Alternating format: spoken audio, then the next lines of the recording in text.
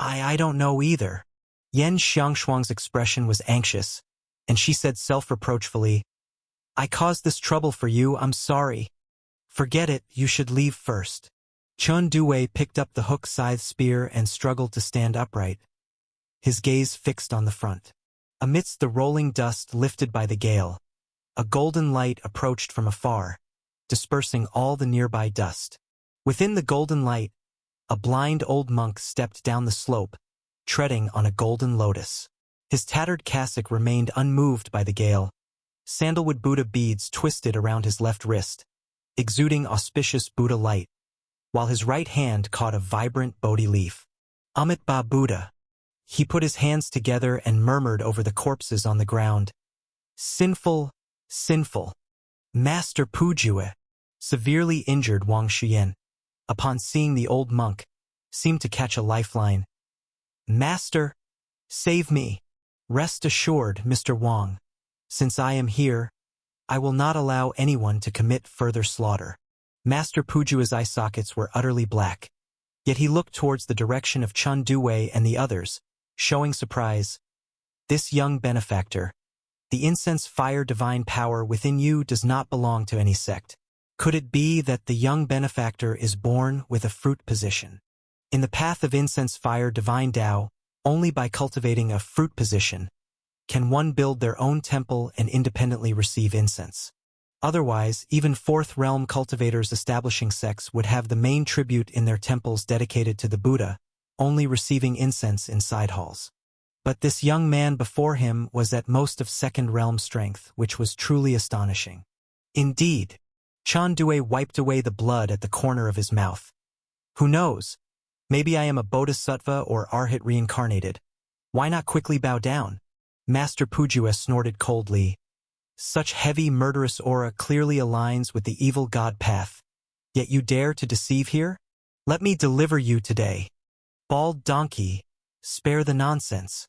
Chun Due knew there was no escaping from the grip of the golden body, so he attacked actively. Incense swirled around him as his long spear pierced the dust like a divine dragon of incense, striking directly at the old monk's heart. The golden beast roared as its size multiplied, growing over 3 zhang high. It leaped into the air and then dove down. Amit Ba Buddha. In the face of the fierce assault from both, Master Pujue remained as calm as water, standing still, quietly chanting the Buddha's name, until they were only a few steps away. He suddenly struck. He pulled apart the chain of Buddha beads with a tug, yet the 108 Buddha beads did not fall. Instead, they levitated, shining more brilliantly with Buddha light. Go! The old monk flicked a finger, and a Buddha bead shot out rapidly. The speed was such that even as Chun Due detected it, it had already arrived before him, forcing him to spin his spear to block it. Though the Buddha bead was the size of a cherry, it unleashed a weight like Mount Tai. His spear was knocked from his hand, flying backward along with the Buddha bead, smashing several boulders before embedding into a rock wall. The armor on his chest already decayed, fractured ribs piercing through flesh, presenting a ghastly sight. Master Pujue waved gently once more, launching another Buddha bead, sending the pouncing golden beast flying. With a step, he shrunk the ground into inches, appearing instantly before Chun Due, poised to take his life. Damn cripple! Yan Xiangshuang suddenly intercepted in front of Due, brandishing a flag to aggregate all flying swords into a giant sword, slashing forward. Master Pujue raised his hand in a palm strike, shattering the sword chi. The aftermath rippled as Yan Xiangshuang's petite form was blown back, the blood on her fair cheek and at the corner of her mouth starkly contrasting. Fool! Chun Due looked at the woman. I told you to leave first. Damn cripple, it's all my fault. Yan Xiangshuang choked up. Fool! There was only supposed to be one death. Chun Due had no chi power to cast spells anymore. He could only watch as the old monk raised his hand aiming for his heavenly spirit. He let out a bitter smile. Mother, your son is unfilial. Such a heavily sinful benefactor. Yet you're a dutiful son. In your next life, if born in the animal path and returning with filial duties, that would not be a bad choice either. As Master Pujua spoke, the incense fire power in his palm surged again. But in the split second before it fell, he sensed a terrifying killing intent from behind.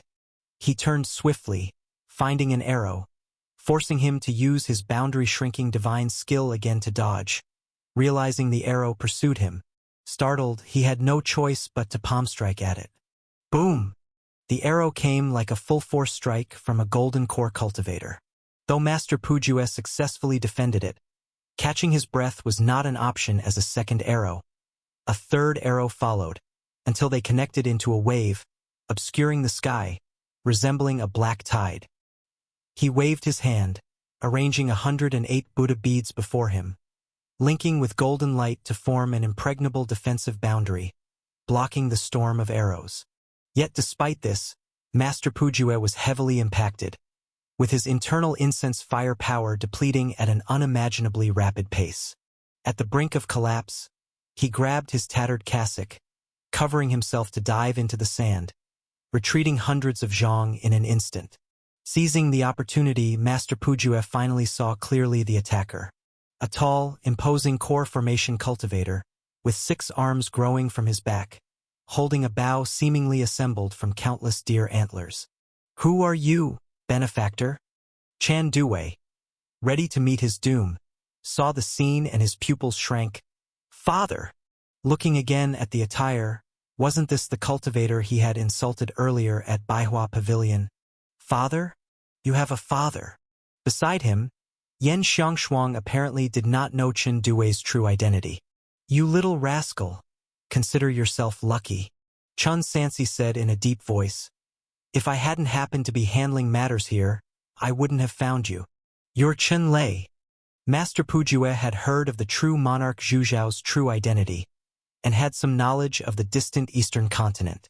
But never would he have expected that the Emperor Tianwu, supposed to be millions of miles away, would suddenly appear in Sheiyue Dao. There was no time to ponder, for even having retreated this far, the arrows pursued relentlessly. No, this wave was not ordinary arrows, but goo insects. Boom, boom, boom. Each goo insect detonation triggered an explosion comparable to a golden core self-detonation. 1 or 2 could be manageable, but dozens or even hundreds of golden core explosions were impossible to withstand. Crack! A Buddha bead couldn't withstand, shattering into powder, then a second, a 10th. The life incense fire treasure painstakingly refined by Master Pujua was destroyed. His meridians fractured, letting out a wretched scream. His mouth filled with blood, he struggled to activate incense fire golden body, attempting to carve a path for escape. Yet with endless goo insects sealing all paths completely. Before long, even Master Pujua's golden body faltered. Wounds appeared one after another on his body, as if shedding the surface of a divine statue in a dilapidated temple, until a goo insect exploded at his chest, utterly destroying the golden body. He wailed as he perished in a sea of flames. The Buddha beads and cassock were reduced to ash. From start to finish, this Master Pujua failed to even face Tianwu directly, dying under the bombardment of arrows. Chan Sansi, after confirming the opponent's death, slowly lowered his bow and arrow, sending the split-core Cicada's Insect King and Insect Queen to devour the remaining mana from the old monk's corpse. He transformed into a light of escape, arriving before Chun Due in an instant. Without a word, he fed him a few elixir pills, then used Taiyin Qinghua Life and Death Flame to heal him. Dad! With his father's help, Chun Due finally managed to catch his breath gradually. He immediately pointed to a spot not far away. Help me go check on her. Chun Sansi repeated the previous actions, feeding the girl an elixir pill, then using his skills to heal her wounds. Thank you, uncle. Yen Xiangshuang's face was deathly pale, but she insisted on getting up to bow in respect. Good child, it's nothing. Chun Sansi looked her up and down. Thank you for taking care of my Due. No. Yen Xiangshuang quickly shook her head, smiling. He also helped us a lot. Dad. Chun Due interrupted their conversation. How did you end up in Sheiyue Road? And how did you recognize me? Are you that confused, boy? Chun Sansi glanced at his clothes. How could I not recognize the robe your mother sewed? But you! He glanced at Wang Xian, who was not far away and breathing weakly, and asked, coming here and causing such a commotion, surely it wasn't just to rob the auction, right? Chun Due sighed and recounted everything truthfully. Baihua Pavilion was an underground business of the Wang family on Sheiyue Road. Usually it was managed by Wang Shuyan, the illegitimate son of the Wang family head. This Wang Shuyan, along with a member of the Zhang family, secretly conspired with demons to practice evil techniques using live humans in the remote villages along Sheiyue Road. After hearing the people's wishes, Chun Due planned to get rid of these menaces, and in the process, he met the Yan Xiangshuang siblings. After they killed Master Zhang, Yan Xiangshuang's brother was poisoned. The poison was made by the Wang family, and the antidote was only carried by Wang Shuyan. Thus, they planned to nab some things from Baihua Pavilion and, at the same time, draw out and eliminate the Wang family member. Thus, the scene that just happened. According to the information Yan Xiangshuang gathered, Master Pujue was supposed to accompany the Buddhist saintess to the Vajra temple for meditation, but somehow, he appeared in the 8 Treasures workshop. Cough, cough. Chun Due limped over to Wang Xian, lifting the hook-scythe spear to his throat. Hand over the antidote. Don't kill me. Wang Shuyan said in terror. Our Wang family is the chief mortal disciple of the Vajra temple. If I die, the Vajra temple won't spare you. Right. The holy daughter is nearby. Dare to touch me, you're doomed. He never dreamed that this father and son from the Sky Water continent would run into him here, and that Chen Lei actually dispatched Master Pujue without any effort. Slash. Chun Due didn't bother with nonsense, directly decapitating him and then reaching into his clothes to find a porcelain bottle filled with various elixir pills. The purple one is the antidote. Chun Sansi just cast a glance and immediately identified each elixir pill's purpose. He wasted no time, summoning the Goo Insect King and Insect Queen, absorbing all of Wang Shuyan's mana from his corpse. By feeding like this, it wouldn't take years for the cleaved elixir Zen to break through a small realm. This place is dangerous for long stays. Let's go. Chun Sansi summoned a flying boat, taking his son into the sky. They fled westward for dozens of miles, the sun gradually setting in the sky, and the remnants of the sun dyed the sea of clouds blood amber, making the landscape ahead appear like a sea of fire. This should have been a breathtaking scene, yet it made Chun Sansi's expression suddenly become grave. Not good.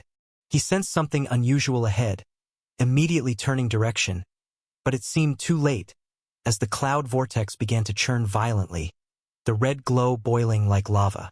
The swirling fire clouds had a liquid metal quality, their edges crystallizing into glazed crystals, refracting the Wan rune of Buddhism, which gradually gathered into 81 petals, forming a giant lotus that hung across the sky. Soon, the petals slowly closed toward the center, completely enveloping the tiny flying boat. Chun Sansi naturally wouldn't sit and wait for death, unleashing triple blood burning, and the long spear whistled as it shot directly toward the lotus petals. Boom! The two collided, and even though the petals were made of clouds and mist, they were harder than copper walls, forcefully rebounding the long spear. Chun Sansi was pushed back dozens of feet, drawing 2 cloud traces in the air with his feet before finally stabilizing himself. Looking up, the sunset was violently torn in half by Buddha light, as a barefoot woman descended slowly from the fissure, stepping on a golden lotus platform. It was none other than the Buddhist saintess, rumored to be the reincarnation of a bodhisattva, Master Miao Tan. Uncle, be careful. Yan Xiangshuang quietly transmitted a message, warning. This is the Buddhist saintess. She carries many Buddhist treasures, with boundless mana. Rumor has it that she never kills. The enemies she encounters, whether demons or humans, after defeating them, she uses a set of Brahma Sound divine power to seal their cultivation, then takes them back until they are converted into Buddhist disciples. Uncle understands. Thank you for the reminder. You too should fall back. If things don't look good later, leave first. 6 arms grew behind Chun Sansi, holding different magic artifacts, standing in front of the two juniors, directly gazing at the saintess shrouded in Buddha light. Miaotan hovered at the dome, her snow-colored celestial dress swirling like waves in the gang wind, vermilion between her brows like karma fire and eyes calm and kind. Amitabha Buddha. Her compassionate gaze swept over everyone, showing a hint of surprise when it landed on Tianwu. Two young benefactors, so young, yet deeply stained with sin. If they do not renounce the world and purify their souls, salvation will be impossible. As for this Taoist with the surname Chun, he is quite peculiar. Although shrouded in immense bloodshed, he carries a profound compassion, truly rare indeed. Chun Sansi did not understand how the other party discerned the so-called bloodshed or compassion, but he spoke in a deep voice. I was merely passing by with no intention to oppose the Buddha. The death of Pu Ju was an act of desperation, and I hope Master Miaotan will take a step back. Father, you don't need to waste words with her. Chun Due looked at the Buddhist saintess. Talk of reincarnated bodhisattva. Do you even know that the Wang family and Zhang family have been using living people for martial arts practice at Sheiyuedao? That Pu Ju was their accomplice from behind the scenes. They deserve their punishment. Amitabha. Such sins, such sins. Miaotan chanted the Buddha's name. What the benefactor mentioned, I will personally investigate later. However, this is unrelated to the bloodshed on your bodies. If you all willingly return with me to the Vajra temple, you might avoid some physical suffering. The same words could be offered to you, Master. Chun Sansi's pupils flared with blazing flames. Let us go, to spare you from losing your cultivation. Arrogant. Miaotan was not angered. Her response was calm as her palm lifted the porcelain bottle, the Buddha light within shining ever brighter. Then suddenly she acted. This porcelain bottle was crafted entirely from mutton fat jade, its texture smooth and rich like cream. The neck of the bottle was slender and tall, while the body was round and graceful, tapering down to a base of 8-petal lotus, symbolizing the eightfold noble path of Buddhism. A soft glow reminiscent of moonlight radiated from the bottle. A willow branch was always placed inside the bottle. The branch was vibrant, the leaf veins glowed golden, and Buddha light overflowed from it. Buddhist treasure, Brahma Sea Jade Purification Bottle. The holy daughter brushed her fingertips over the drooping jade wood branch at the mouth of the bottle, and with a gentle touch forward, the branch immediately shed its soft form, transforming into a 100-jong-long golden willow whip, with golden Buddhist Sanskrit appearing along its joints. Where the willow branch swept, the void surprisingly split open with azure fissures, and the mysterious heavenly river poured down. Chun Sansi remained fearless, as the burning sky intense flames burst forth magnificently. Raising his magic artifact to confront it directly, he instantly felt as if he was bearing the weight of the entirety of the river and sea on his shoulders. Within the mysterious water, densely packed like stars, flowed countless golden runes. As the two forces clashed, water and fire melted into each other, emitting ear-piercing hissing sounds. The steam produced enveloped the area extending several dozen li within moments. The mysterious water from the jade purification bottle seemed endless, while Chun Sansi's mana within was being rapidly depleted. He had to switch to the red lotus karma fire, comparatively weaker but resistant to the suppression of the water attribute. The long spear tore through the sea curtain, seemingly splitting the whole firmament in half, roaring forward and within an instant reaching the bodhisattva. Amitabha. Miaotan softly chanted an incomprehensible Buddha's name. Within the jade purification bottle, a multitude of leaf-tip ice crystals suddenly shot out, shattering into countless ice blades. The bladed edges, inscribed with Sanskrit, formed a barrier in front, successfully pushing back Tianwu who had reached there. Following this, the ice blades arranged according to a Buddhist array, rapidly composing into 8 profound ice divine dragons, their roars resonating with Buddhist chants, descending fiercely from all directions. Chun Sansi remained unflinched, the sea-suppressing ring igniting with a sharp radiance, like a cold moon thrown forward, shattering 2 of the ice dragons. He further wielded the mountain-like heavenly slaughter tripod, smashing the remaining ice dragons into pieces. His figure surged forward, once again reaching the Holy Daughter. Master Miaotan intended to ward him off using the Divine Willow as a whip, but found she couldn't anticipate his moves. Yet she did not panic, her hands moved rapidly, leaving afterimages. The massive lotus flower that originally hovered above the 9 heavens instantly shrank into a stature just over a meter tall, encompassing her entirely within. Buddhist treasure, 8 treasures, glazed lotus platform. Chun Sansi's 6 magical treasures simultaneously bombarded the closed petals, yet did not leave the slightest mark. One after another, Buddhist runes lit up on the surface of the lotus. Then a tsunami-like explosion of Buddhist law burst forth. Chun Sansi's golden body hummed, shooting backward violently, smashing through clouds one after another, resembling dazzling fireworks under the setting sun. Chen Sun. He mounted his warhorse, finally stabilizing his form. As the lotus petals unfolded, Master Miaotan stood barefoot amidst them, her demeanor calm and still as she praised. Benefactor, your skills are extraordinary. Since starting cultivation, you are the only one in the Golden Core realm who can contend with me without being defeated. Alas, despite such divine skills, you have used them wrongly. Better to retreat into the monastic life early on. Your profound compassion signifies you possess wisdom root. Should you turn towards Buddhist pursuit, you could achieve your fruit position in time. Your skills aren't bad either, just a bit verbose, said Chun Sansi, simultaneously elevating both his glazed golden body and 8 Desolate's flame armor to the utmost, engaging once again in battle with her. Fire and Buddha light collided ceaselessly, almost tearing the entire sky apart. Another dozen or more rounds passed, yet the two remained at deadlock. Even Chun Sansi was slightly surprised in his heart. Since he practiced martial arts at Pyong, it was his first encounter with a cultivator of the same realm capable of standing against him.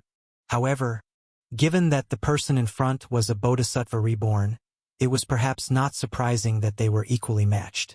If time permitted, Chun Sansi could contend for a further 300 rounds using various techniques. But with the obvious expectancy, the other side wouldn't grant him such time. Chirp! A blue bird above his head let out a resonant call. Chun Sansi, aligned in thought with it, leveraging the momentum from her attack, initiated a triple blood burning, aided by Chen Sun and various talismans. In just a moment he had opened a great distance. Master Miaotan intended to pursue, but was intercepted by a swarm of goo insects, some of which carried strange immortal fire. She was forced to fend them off, her actions detained and frustrated. A few breaths later, a stooped, white-browed old monk arrived in light of escape, leaning on a Zen stick. He observed the remnants of the battle in mid-air amidst the void, clicking his tongue in surprise. Junior sister didn't manage to capture this person? Master Miaotan calmly retrieved the various magical treasures into her sleeves, her expression unchanged as she responded with praise. The benefactor has formidable ability, but has misapplied his divine skills. Better to retreat to the path of Buddha sooner rather than stray. From his profound compassion, it's clear the benefactor possesses great potential and wisdom root. Should he devote himself to practicing Buddhism, his future achievements would certainly be remarkable. And you hold him in such high regard, junior sister? The white-browed monk clicked his tongue, then chuckled. Don't worry. Here on the slanting moon path, every blade of grass and tree is within my Dharma eye. They cannot escape. In the wilderness, Chun Sansi met his eldest son and the others. Uncle, you're not hurt. Chun Sansi looked at his eldest son, sitting calmly in meditation nearby. This little brat didn't even come over to check on him. You don't need to worry, father. Chun Due, opening his eyes. This little bastard is one tough bone. He's not going down anytime soon. You unfilial son, scolded Chun Sansi, then solemnly said, Rest assured with this old fellow, I am not dying anytime soon. Is it that severe? Chun Due helped his father up, leaning against a tree trunk. Then we should talk on the move. In the wilderness, Chun Sansi led two people flying close to the ground and shot an arrow backward without turning his head. Boom! The explosion and wails sounded together. Several monks hiding in the forest, intending to ambush, were turned to dust on the spot. Along the way, they had already been attacked several times. Fortunately, the highest level among the blockers was only Golden Body Realm, not Tian Wu's match. We can't continue moving forward. Chun Sansi looked at the endless mountain range ahead. The spiritual energy ahead is abundant and extremely suitable for forming arrays. If we want to leave the slanted moon path, it seems we'll have to take a detour. As he spoke, he once again changed direction with the two of them. After circling around multiple times, they still couldn't leave the slanted moon path. Chun Due gradually realized the seriousness of the problem. This time it's the trouble I caused. If things don't work out, you both should leave first. Anyway, I'm the one who killed Wang. Alright, though we are surrounded now, it's only a matter of wasting some time. It's not a situation of life and death separation. Chun Sansi said calmly.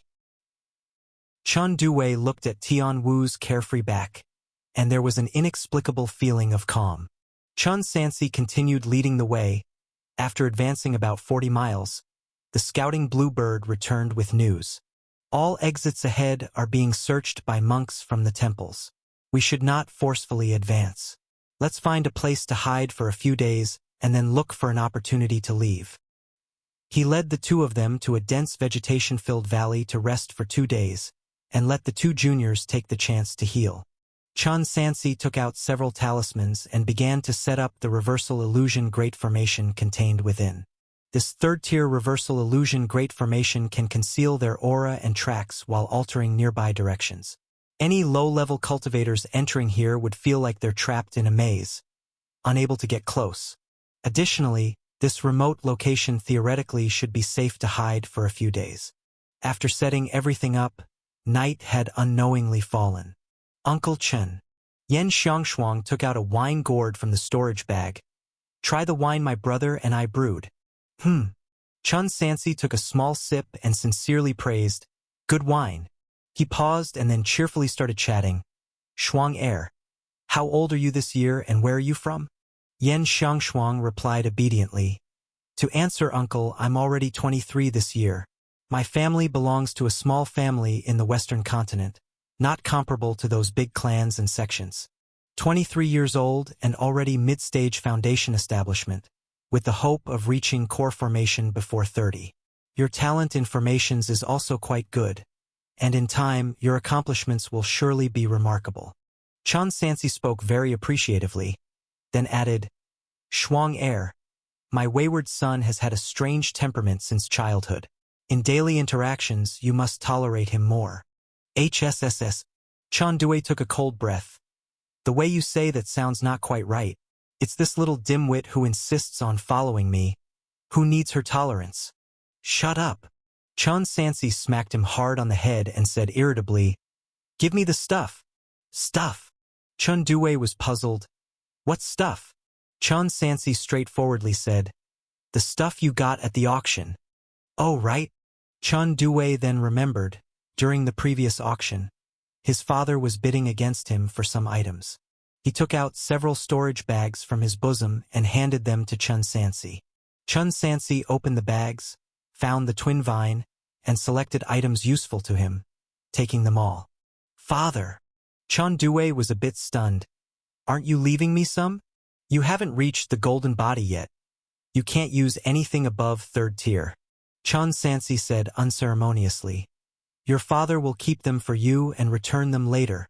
At yesterday's auction, there were indeed several valuable magical treasures. He couldn't outbid this rascal at the time, so he had to give up. Like this entirely red cloak called Red Refining Sky Flame Cloak, which can provide defensive power and comes with fire escape technique. In addition, with Chun Sansi's own fire techniques and extreme divine skills, his movement techniques would certainly become more agile. There was also a magical treasure called Luo Feng Spirit Lock Nail, specialized for attacking the opponent's divine sense. His divine sense already far exceeded others of the same realm. With this treasure, even nascent soul cultivators would need to be careful. Of course, Chen Sansi didn't just take his son's things without giving. He took out several prepared magic artifacts and elixir pills for him and finally gave him some immortal treasure strange fire. This fire has great power. Up till now, no one can resist it bodily. In critical moments, you can use it to save your life. Okay. Chen Due accepted the items. Chen Sansi successfully obtained the twin vine, but he still lacked the Bodhi bone necessary for a ray setup. They could only deal with the immediate trouble first. After dividing the items, Chen Sansi continued to heal with Tai Yin Qinghua Life and Death Flame until dawn the next day. Chen Due asked, "How's my mother been lately?" "She's doing well. There are many people in the palace now, won't be lonely or bored, but she often misses you." Chen Sansi said seriously, "If you have time, you should visit her more." Chen Due didn't rush to speak, remained silent for a long time before suddenly saying, "Isn't my mother almost 60? Yes, that's why you should visit her more." Chen Sansi's expression was somewhat sullen. "Old Su has also passed." "The teacher passed?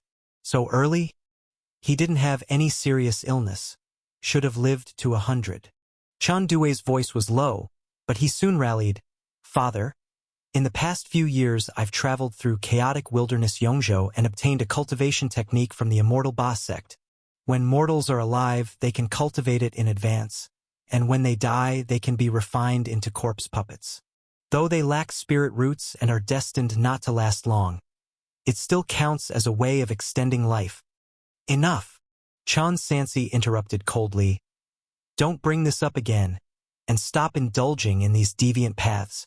"Father," Chen Due argued, "my mother, second mother, and those old generals from before, they are all merely mortals. Shouldn't you try every possible means to help them extend their lifespan? Are you going to watch them leave us with open eyes? Birth, old age, sickness, and death. The cycle of the heavenly Tao." Chen Sansi said, "Some things cannot be forced." "Nonsense, heavenly Tao. Why should only those with spirit roots be able to pursue immortality?" Chen Due argued on the basis of reason. As the saying goes, the heavenly cycle is 99, human beings evade one. Can corpse cultivation and ghost cultivation also not be that elusive one? Absurd. Chen Sansi reprimanded. "Those without spirit roots, if turned into zombies, will gradually lose spiritual wisdom and completely become walking corpses. As for ghost cultivation, those without qualifications count only as residual souls, unable to bear daylight or hear thunder, and must absorb the yang qi of living people daily to maintain lifespan. Such a state, neither human nor ghost. What's the meaning even if they are alive? Being alive itself is meaning." Chen Due locked eyes with him, showing no sign of backing down. The father and son suddenly started to argue. "How dare you, rebellious son!" Chen Sansi erupted in fury, about to act to discipline him. "Uncle, uncle!" Yan Xiangshuang quickly came forward to mediate. "Don't stoop to Chen Due's level, who knows what he's pondering day by day." Chen Sansi snorted icily, pointed at his eldest son, and threatened, "Once we return to the eastern continent, I'll deal with you." Chen Due was indifferent. Yan Xiangshuang turned her mana, pinched him hard, and secretly transmitted, "Differences in opinions, don't argue anymore. TCH. Chen Due ignored it and turned away to sit afar. The atmosphere became silent. Yan Xiangshuang tried persuasion from both sides but couldn't ease the tension. "Ah, why are there so many birds around?" She noticed the surroundings, not knowing when many birds appeared, gathered in the trees above them, tilting their heads, staring intently at the group. Chen Sansi also noticed. Moreover, not just birds, there were many insects around as well. It's as if something on them emitted a special scent attracting these flowers, birds, insects, and snakes. Something is wrong. A strong sense of foreboding rose in his heart. "Shuang Air, you guys leave first," Chen Sansi said, leaving a goo insect on them to ease tracking each other's location later. Then true power within erupted layer by layer, setting his glazed golden body aglow, flames transforming into 8 Desolate's flame armor, and a wave of fire forming a cape behind. Boom! His mana exploded, incinerating tens of yards around into charcoal, making a loud noise. Then he lifted the long spear and soared into the sky. Yan Xiangshuang looked up at Tian Wu's departing figure, immediately understanding his intention. Uncle is drawing attention away for us. Let's go. Chen Due said. Staying will only be a burden. Among the clouds, Chen Sansi stood suspended on the sea of fire. Directly in front of him, the sea of clouds churned, Buddha light illuminating the sky. When the mist cleared, he saw again that Buddhist saintess in plain clothes, a bodhisattva reincarnate. Behind her were dozens of Buddhist cultivators. These people have found me so quickly. Chen Sansi recalled what he just witnessed. He could confirm those sparrows and such were ordinary animals without any spiritual nature. Someone could use them to pinpoint his location. Such Buddha's means are truly out of the ordinary. Amit Ba Buddha. Miao Tan made a Buddha gesture with one hand, gracefully spoke. Mr. Chun, we meet again. I say, little bodhisattva. Chen Sansi deliberately stalled. Previously, I made it clear to you. Pu Ju and that Wang's wrongdoing were deserved. Why do you still stubbornly pursue me? This nun will seek justice for the dead commoners. Master Miaotan paused and continued. However, as I mentioned before, I keep you not for Pu Ju's matter, but to cleanse the sins from your body. This is the last chance. I hope you lay down the sword and become enlightened on the spot. Sword. Chen Sansi chuckled. If I didn't have the weapon in hand, I wouldn't know how many times I've died. Talk rubbish about becoming Buddha? Dare to spout nonsense. You deserve suppression. The monks behind the Buddhist saintess took out their life-bound magical treasures and charged forward. Boom! Chen Sansi suddenly exerted his power with a burst so fast it sounded only like an explosion. By the time everyone reacted, he was already amidst them with soaring flames. A dragon roar was heard, and the red flames ignited the entire sky into a sea of fire. Several monks with insufficient cultivation turned to ashes on the spot. Miao Tan. Chen Sansi eyed the saintess casting. These monks you brought, aren't they dying because of you? Is it not your sin? Nonsense. Miao Tan remained calm as water, took out a willow branch from the jade purification bottle, pointed gently forward. Boom! A Buddha light erupted like a vast waterfall. Chen Sansi twirled the spear, splitting the Buddha light like silk. Then, his figure flashed, spear radiant nearly reaching the saintess's face. Miao Tan was unperturbed, emerald fingers gently drawing, flicked a drop of dew from the jade purification bottle. Vast turbulent Buddhist mana transformed into a massive Wan Buddha seal. Meeting the long spear, the two collided. The Buddha seal shattered. Master Miaotan was propelled back hundreds of yards, stepping on the lotus platform under immense impact. And Chen Sansi himself, like a falling meteorite, crashed back onto the ground, the moment his feet touched earth, causing the entire mountain to tremble. Countless birds in the forest startled, chirped, scattered. Did only she come? Chen Sansi felt puzzled. This nun alone couldn't hold him. As he vigilantly surveyed the surroundings, a chill suddenly emerged from behind. He spun swiftly, and amidst the chaos, saw a sparrow that didn't flee with the others but darted straight at him. By you! Chen Sansi shouted. White jade spirit snake responded promptly, opened its mouth wide, swallowed it whole, and nothing occurred. Through his chi observation skill, Chen Sansi saw, when the sparrow was eaten, a purple energy flew out, disappearing into the flock. Soon, a crow flew towards him. No need for him to command, white jade spirit snake gobbled it up again. Still, it had no substantial effect. Every time a bird died, the purple energy would cling onto the next bird. White jade spirit snake spent much time devouring, but it was futile. Seeing Master Miaotan advancing again from behind, Chen Sansi raised the bright silver spear high. Mana and true power surged within, all focused on the spear shaft, making it appear almost molten by flame, and at its limit, brought it crashing onto the ground. Boom!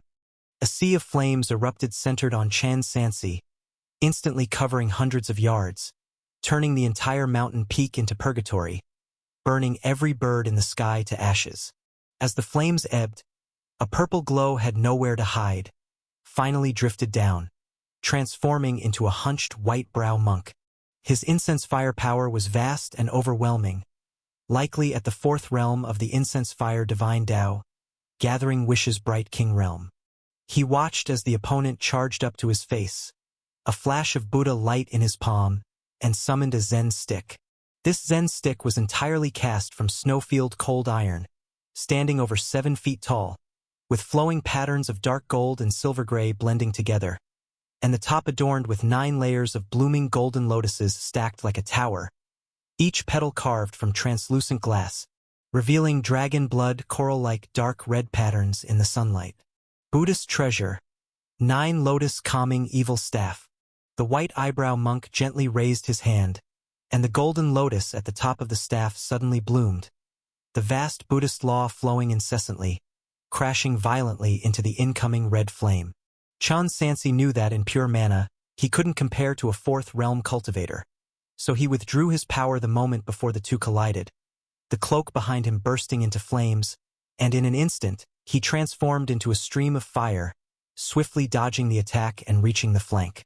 Magical treasure, red refining sky flame cloak, fire escape technique.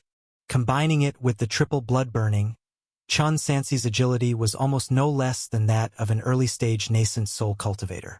Oh! The white eyebrow monk was surprised but quickly reacted, turning the direction of the Zen stick, and swept outward towards his left hand. Clang! The Zen stick successfully blocked the long spear, producing a clear metallic clang. Chan Sansi flew backward, smashing through more than a dozen towering trees before stabilizing. But before the old monk could make his next move, Tianwu transformed again into a stream of fire and disappeared, reappearing behind him in the blink of an eye. Mahaprajna Paramitha. He placed his palms together, and a sudden explosion of gilt Buddha light erupted from his withered knuckles, the Sanskrit on the robe embroidered with the Diamond Sutra flowing turbulently like a living thing, and the edge of the robe suddenly tore apart, transforming into 18 crimson gold dragons, each adorned with wand-shaped Buddha seals, storming towards Tianwu with the sound of wind and thunder. At the moment when the two clashed, Chan Sansi propelled himself backwards, the process activating the red refining sky flame cloak once more, transforming into a stream of fire and seizing the opportunity to escape into the distance. Where do you think you're going? Monk Xuandu chased after him riding on a golden dragon, the 9 lotus calming evil staff in front of him blooming, the petals peeling away in crisp sounds, transforming into a sprawling mass of flying blades sweeping forward. No matter what move he made, Tianwu would use the escape technique to widen the distance after being repelled, and then find an opportunity to counterattack.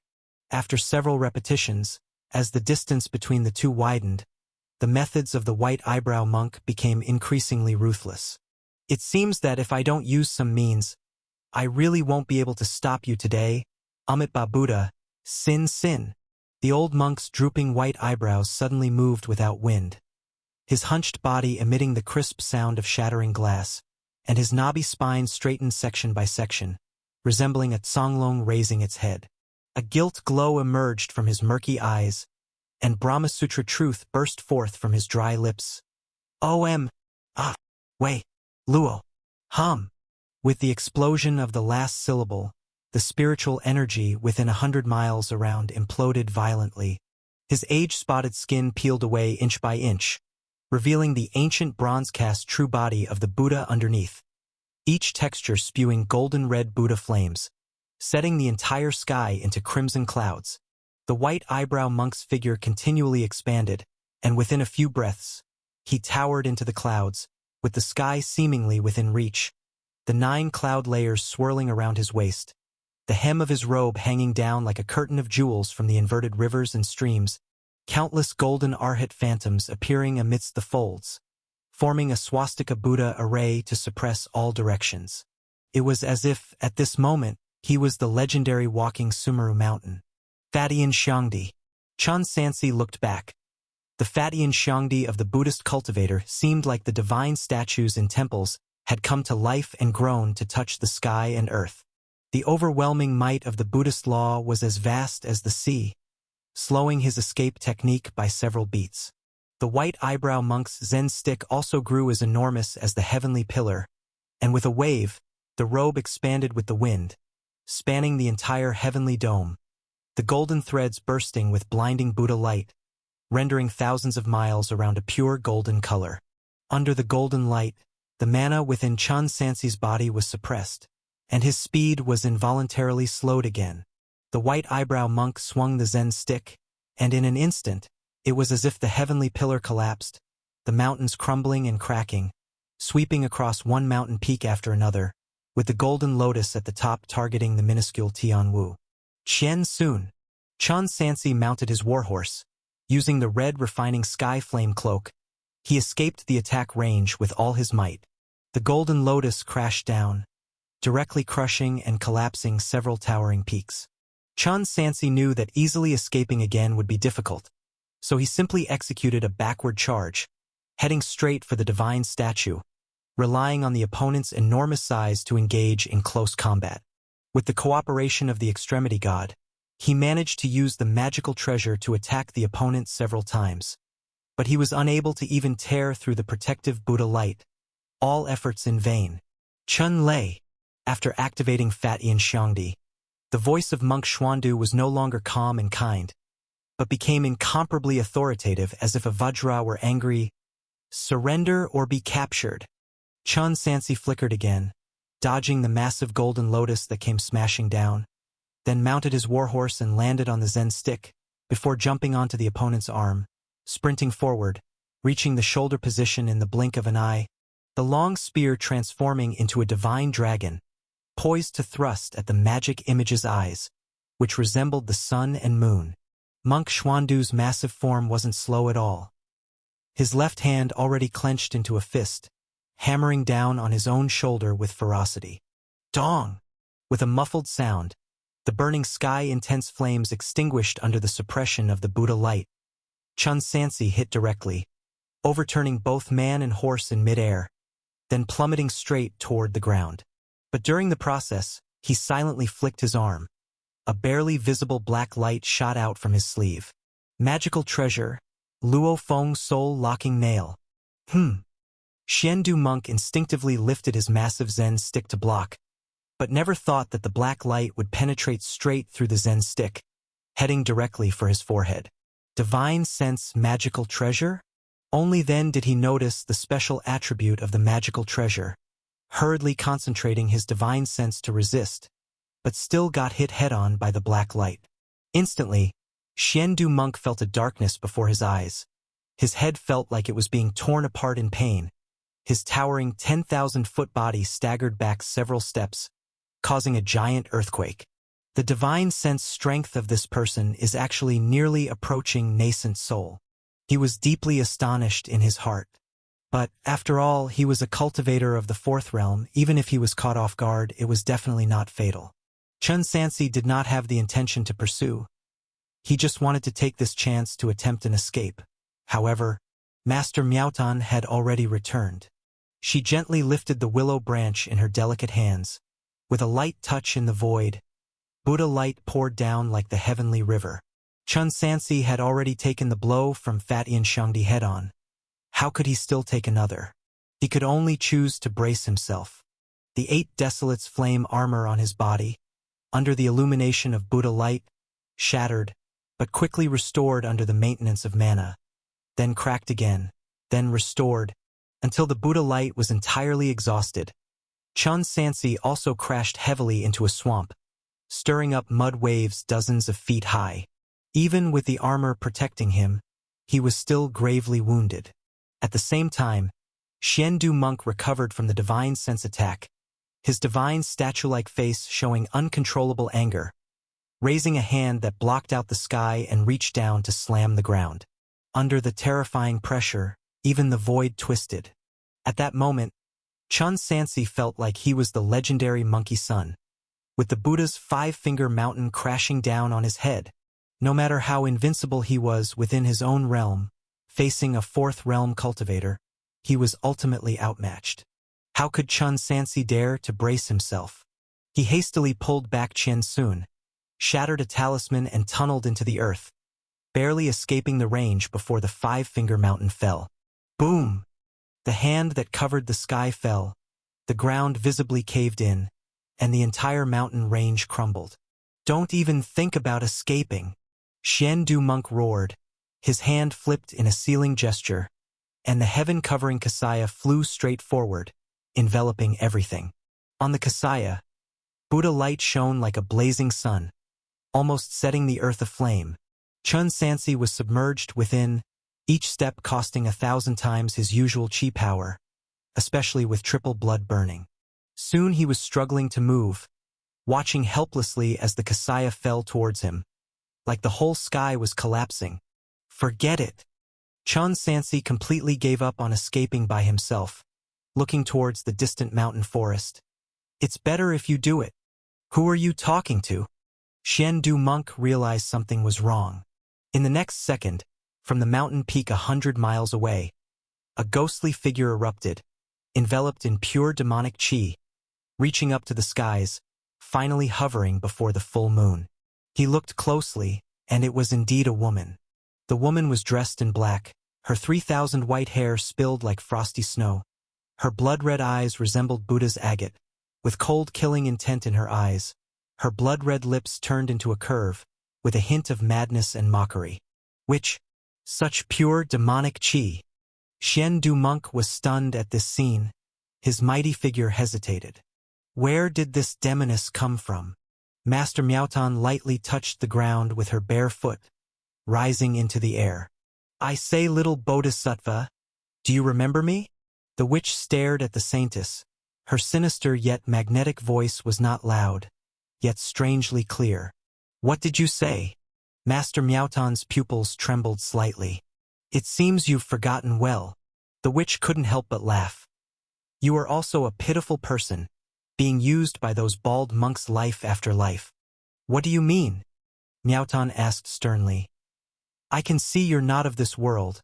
From where do you hail, and how do you know of my past life? The holy sons and daughters all understood their reincarnated identities, yet had no memories of their past lives. Not just himself, even the Kungsu Saint Mu Qingming was the same. Want to listen? The witch teased provocatively. Then little Bodhisattva, come with sister, and sister will tell you slowly. Junior sister, do not be tempted by this demoness.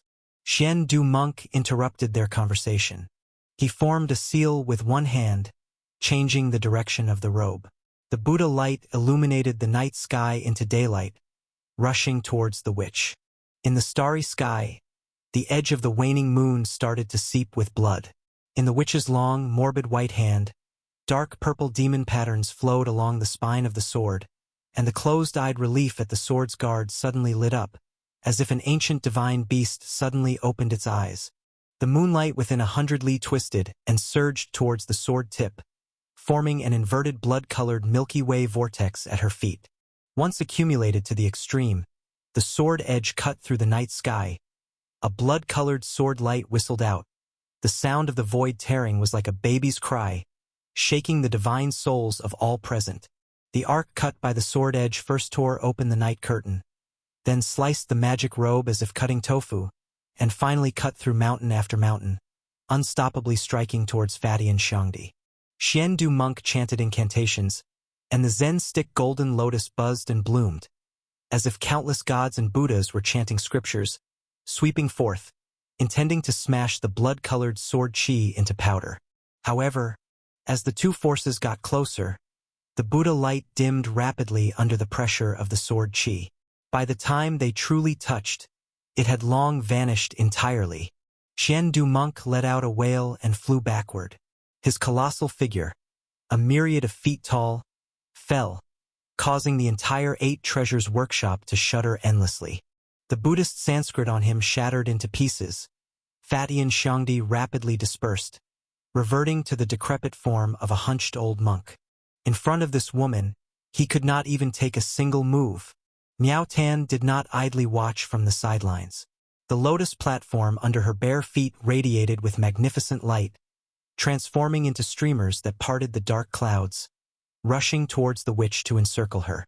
The witch wore an indifferent expression, merely thrusting her sword gently once more.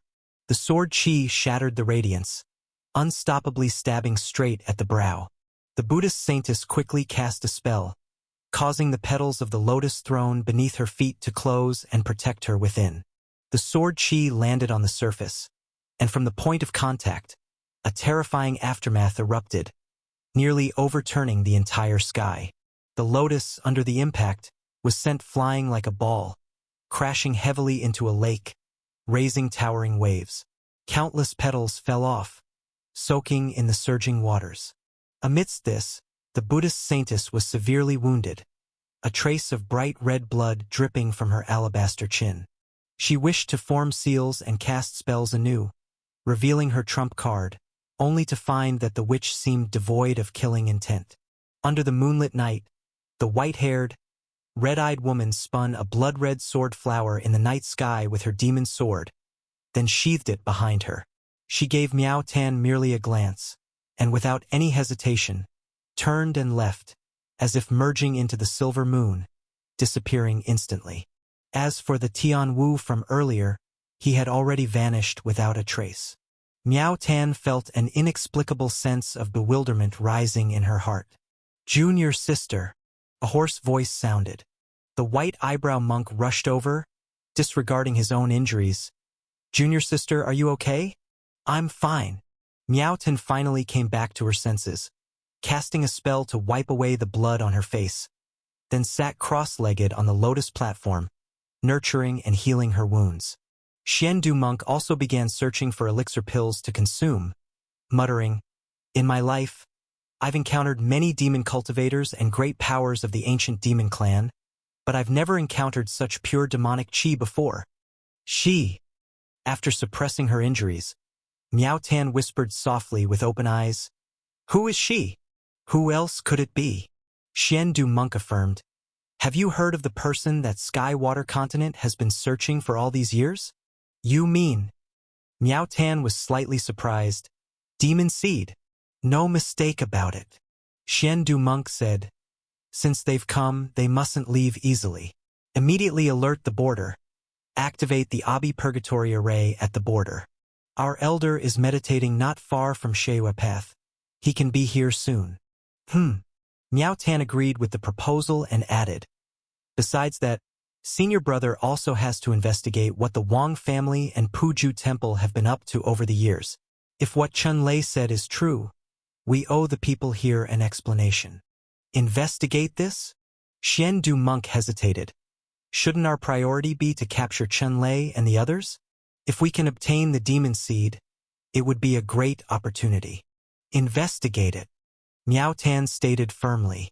In a dim mountain cave, Chun Sansi meditated with eyes closed, surrounded by a green flame that burned to heal his wounds. "Little brother." The witch leaned against the wall, looking at him mockingly. "In the end, you still have to ask your sister for help, don't you?" Chun Sansi said nothing, continuing to circulate his mana until his injuries were no longer serious, and then he slowly stood up. He sensed the connection with the goo insects inside him, preparing to regroup with Chun Due and the others, and then find a way to leave the slanting moon path. "Stop!" The witch, not getting a response, looked visibly sullen. "Have you forgotten what you promised me?" "I haven't forgotten." As Chun Sansi walked, he said, "As long as you don't intentionally harm others, I will help you once in the future. It's best you haven't forgotten." The witch's hostility gradually dissipated. "After you intervened, you can't suppress your aura anymore?" Even from several meters away, Chun Sansi could feel the demonic chi eroding his flesh and blood demon, forcing him to constantly use mana to resist it. Under such circumstances, Buddhist cultivators could easily track them down. "When I awaken one part, that girl Jiang falls asleep one part." The witch didn't offer much explanation. "And what about Miao Tan?" Chun Sansi inquired. "Do you really know her past life?" "I do," the witch confirmed with certainty.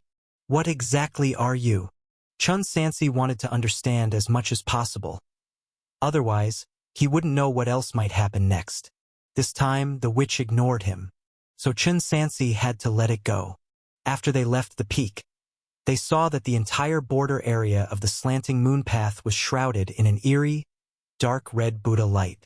A formation, similar to the border formations of the Great Wall, it seemed the Buddhist cultivators had completely sealed the entire slanting moon path.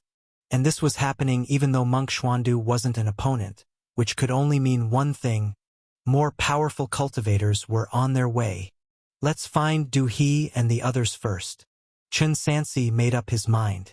He released a goo insect to lead the way, tracking towards the east, and finally stopped by a stream in a valley.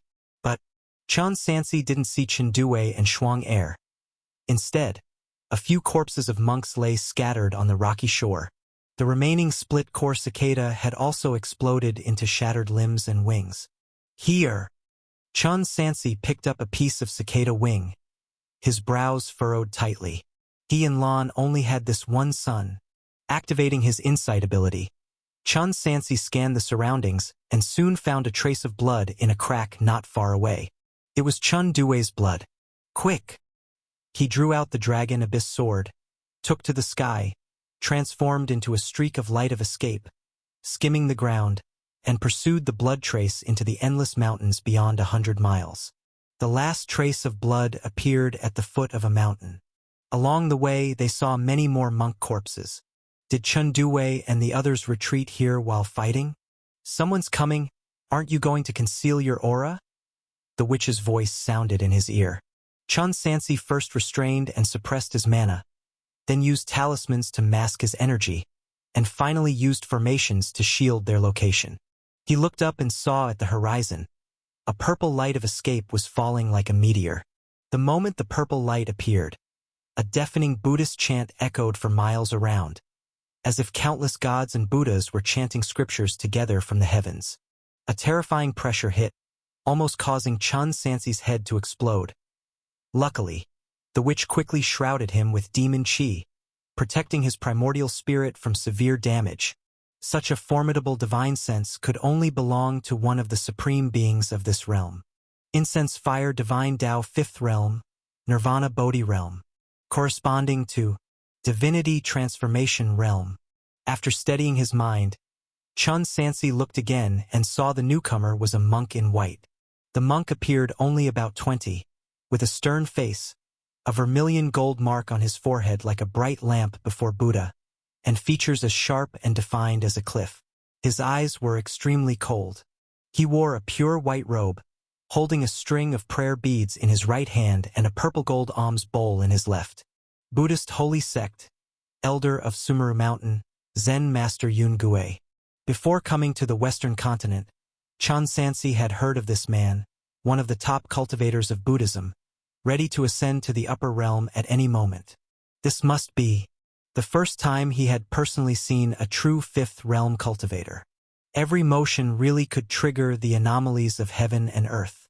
Zen Master Yun Gue was still hundreds of miles away, hovering above a hill, calmly gazing below.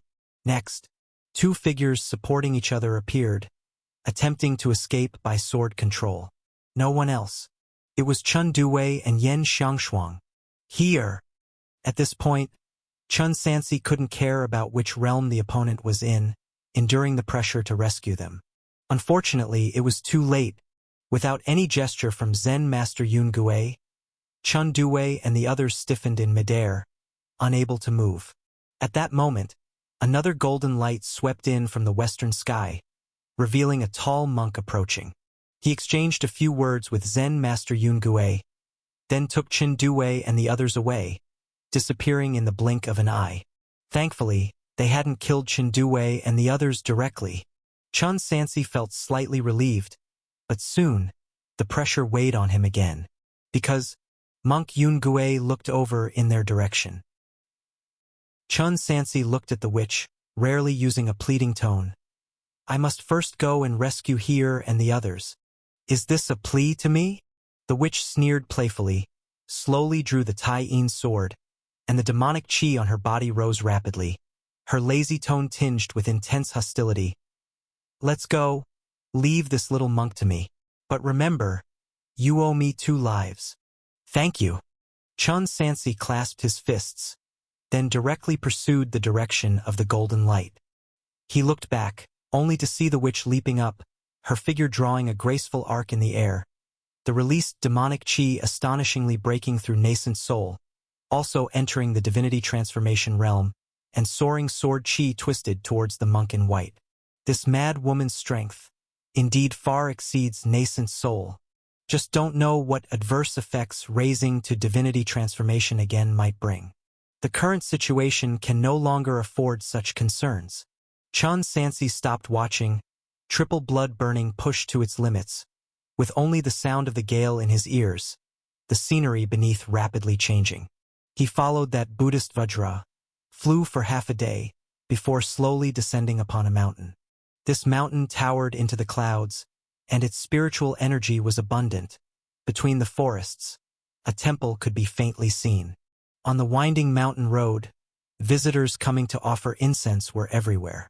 On the boundary stone beside, 3 large characters were carved Vajra temple. Here it is indeed the greatest holy land of the Buddhist sect on the slanted moon path. It seems, he and the others were captured to this Vajra temple. Chun Sansi lurked in the forest, at great length waited for a lone Buddhist disciple, handled him then disguised as his likeness, blended into the Vajra temple. In the temple, monks coming and going were all discussing recent events on the slanted moon path. Have you heard? Wang family and Zhang family were found to be secretly cultivating evil techniques, along with Pu Ju Temple, uprooted within just 3 days. Pu Ju Temple? Isn't Abbot Pu Ju the disciple brother of our abbot? He practices evil techniques too, presumably due to his lifespan nearing end, unable to relieve himself, hence resorted to such measures. In any case, after removing these 3 families, many common people believe it's because of the Holy Daughter's arrival, Bodhisattva manifesting to eliminate evil. Incense offerings in all temples along the path have more than doubled. Speaking of the Holy Daughter, do you know why the border opened the Purgatory Great Formation? Why? It's said that Chun Lei from the eastern continent came to cause chaos here, along with a particularly powerful demon. This demon was extremely formidable, single-handedly injuring the Holy Daughter and Elder Xuandu. To subdue this demon, not only was the Purgatory Great Formation activated, even Elder Guiyun from the far-off 3-star path personally came. So Elder Guiyun came too? Tsk tisk. Fellow brothers. Chun Sansi interrupted their conversation. I just saw some seniors capturing someone. Was it Chun Lei? No. A chubby monk shook his head. It was that troublesome evil god lately, called 10,000 Spirits Candle True Monarch and a little demon girl. Oh, seems this evil god is Chun Lei's son. Fathered an evil god as a son. Chun Lei indeed isn't a good thing. I heard that little evil god is truly strange. He can... The group began whispering to each other again. Who captured them? Chun Sansi asked again. Is it our abbot? Are you confused, junior brother? Our abbot is guarding the formation at the border. The fat monk said. The one who captured them is Master Jianjin from Summer Mountain, who is both Elder Guiyun and Mage Miaotan's junior brother. Master Jianjin? Chun Sansi continued to probe, gathering information on this potential adversary. I'm not well informed. Never heard of this person? It's normal if you haven't heard. The fat monk talked eloquently. This Master Jianjin, it said he is not native to our western continent, rather drifted over from the eastern continent 30 or so years ago, caught Master Guiyun's eye at once, accepted as a disciple on the master's behalf, becoming the Supreme Elder's last closed-door disciple. I have heard of this senior too. A lean monk took over the conversation. Even after entering monkhood, he continues to eat meat and drink wine, known as the wine and meat arhat. Yet Master Guiyun claims his wisdom root is deep, destined for true fruition. Such an extraordinary person? Chun Sansi feigned surprise. I wonder where Master Jianjin is now. I'd like to pay him a visit, perhaps learn a few teachings. Master Jianjin just returned. Should be in the demon suppression prison. The fat monk proclaimed boldly. Though I heard this Master Jianjin has quite a temper, many have met with disappointment. I advise you not to seek frustration. Thank you for the warning, senior brother. Chun Sansi pressed his palms together. He quietly left the group, gathering information along the way, slowly locating the demon suppression prison.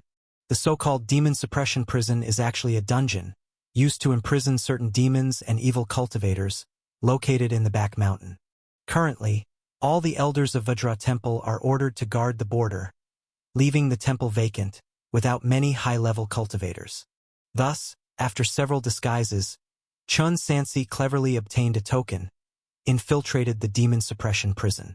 He removed his disguise, drew the Dragon Abyss sword in the narrow space, cautiously advancing forward. The dark corridor was lined with dense Buddhist runes. Unknown spiritual beasts growled in the darkness, surrounded by eerie incense flames burning.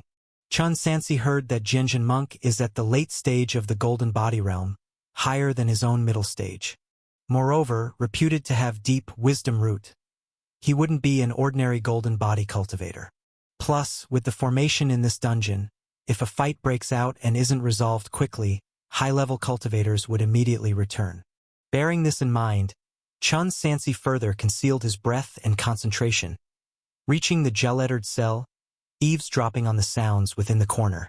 Elder Jianjin, how should these two demonic captives you seized be handled? Shall we use the demon-slaying saber to convert them? No need for concern. Jianjin monk rebuked. I've got plans. After speaking, he bounded towards the front. Boom! Chun Sansi, having waited long enough, with true power accumulated to extremes, burst forth in an instant. Dragon Abyss sword like a fire dragon emerging, illuminating the entire gloomy prison, tearing the void, suddenly slashed towards the monk's position.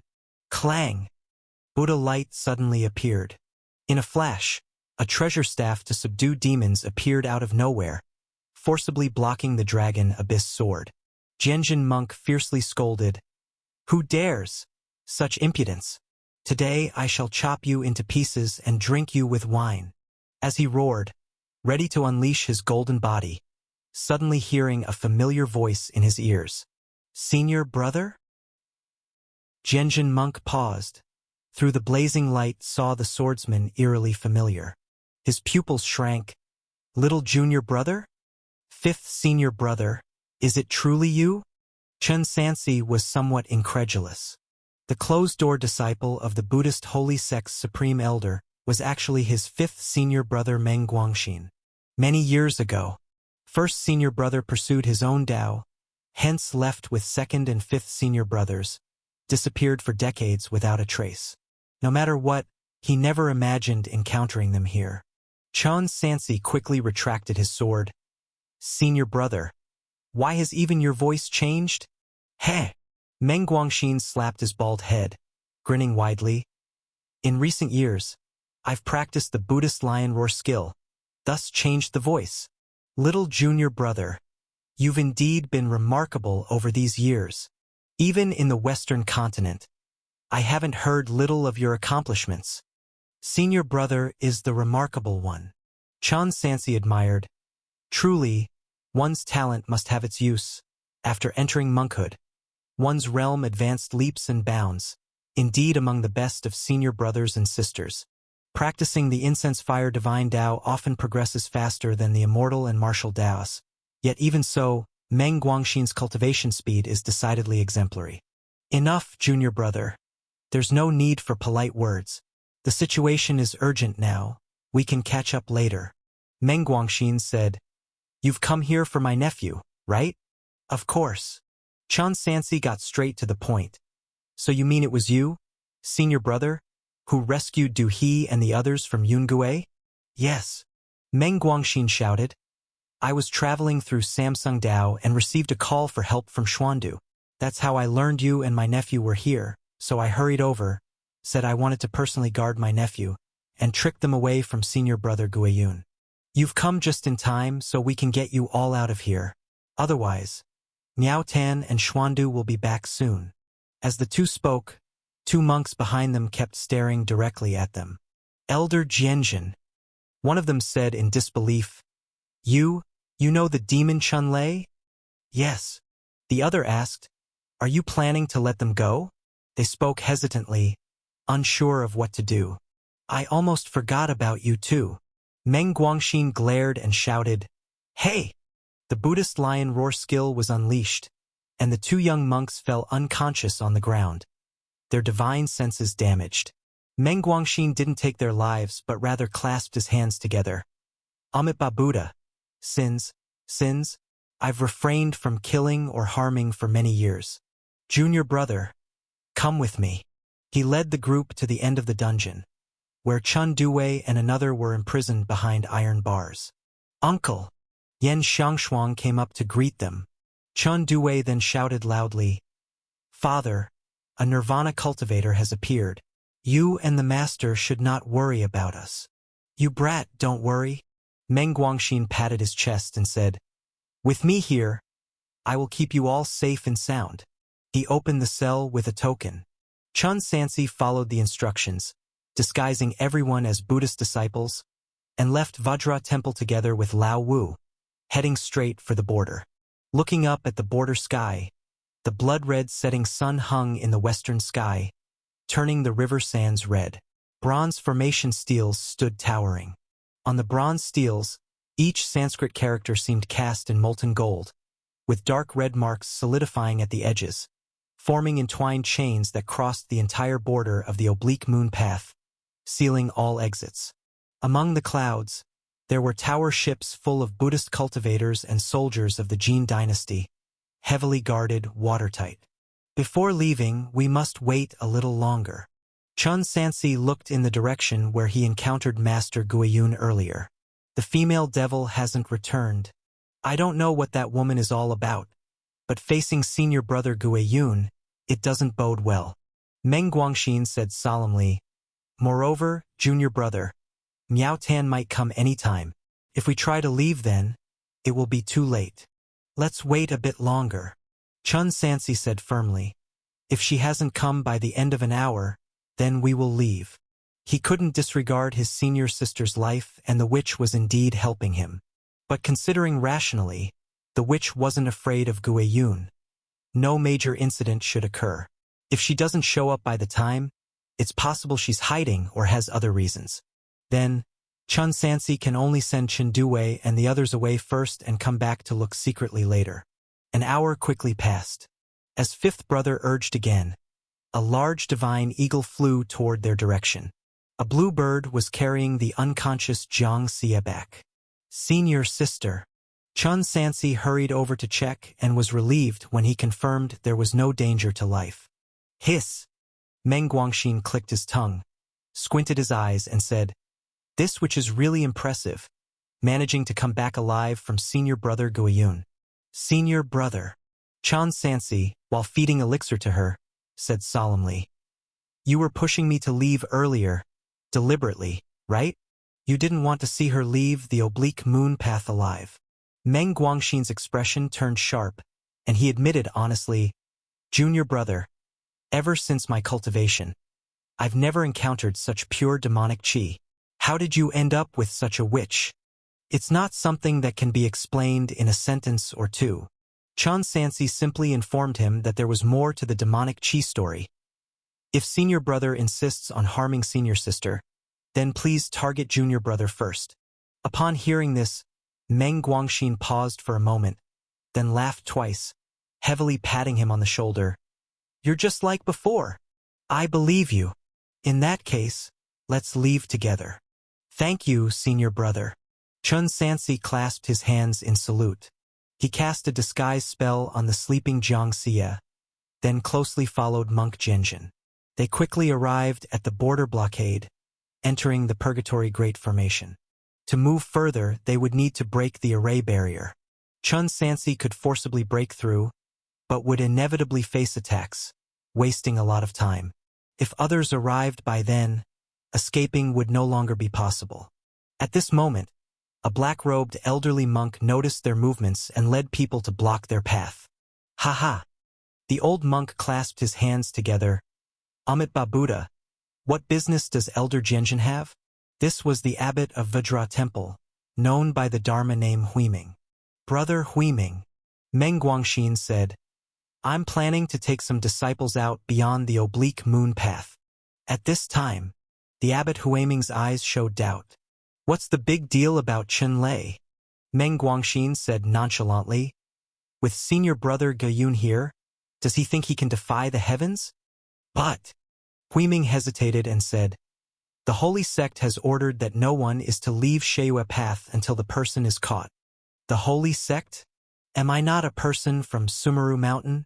Meng Guangxin said seriously, I'm going out to slay demons and eradicate devils, to spread Buddhist law.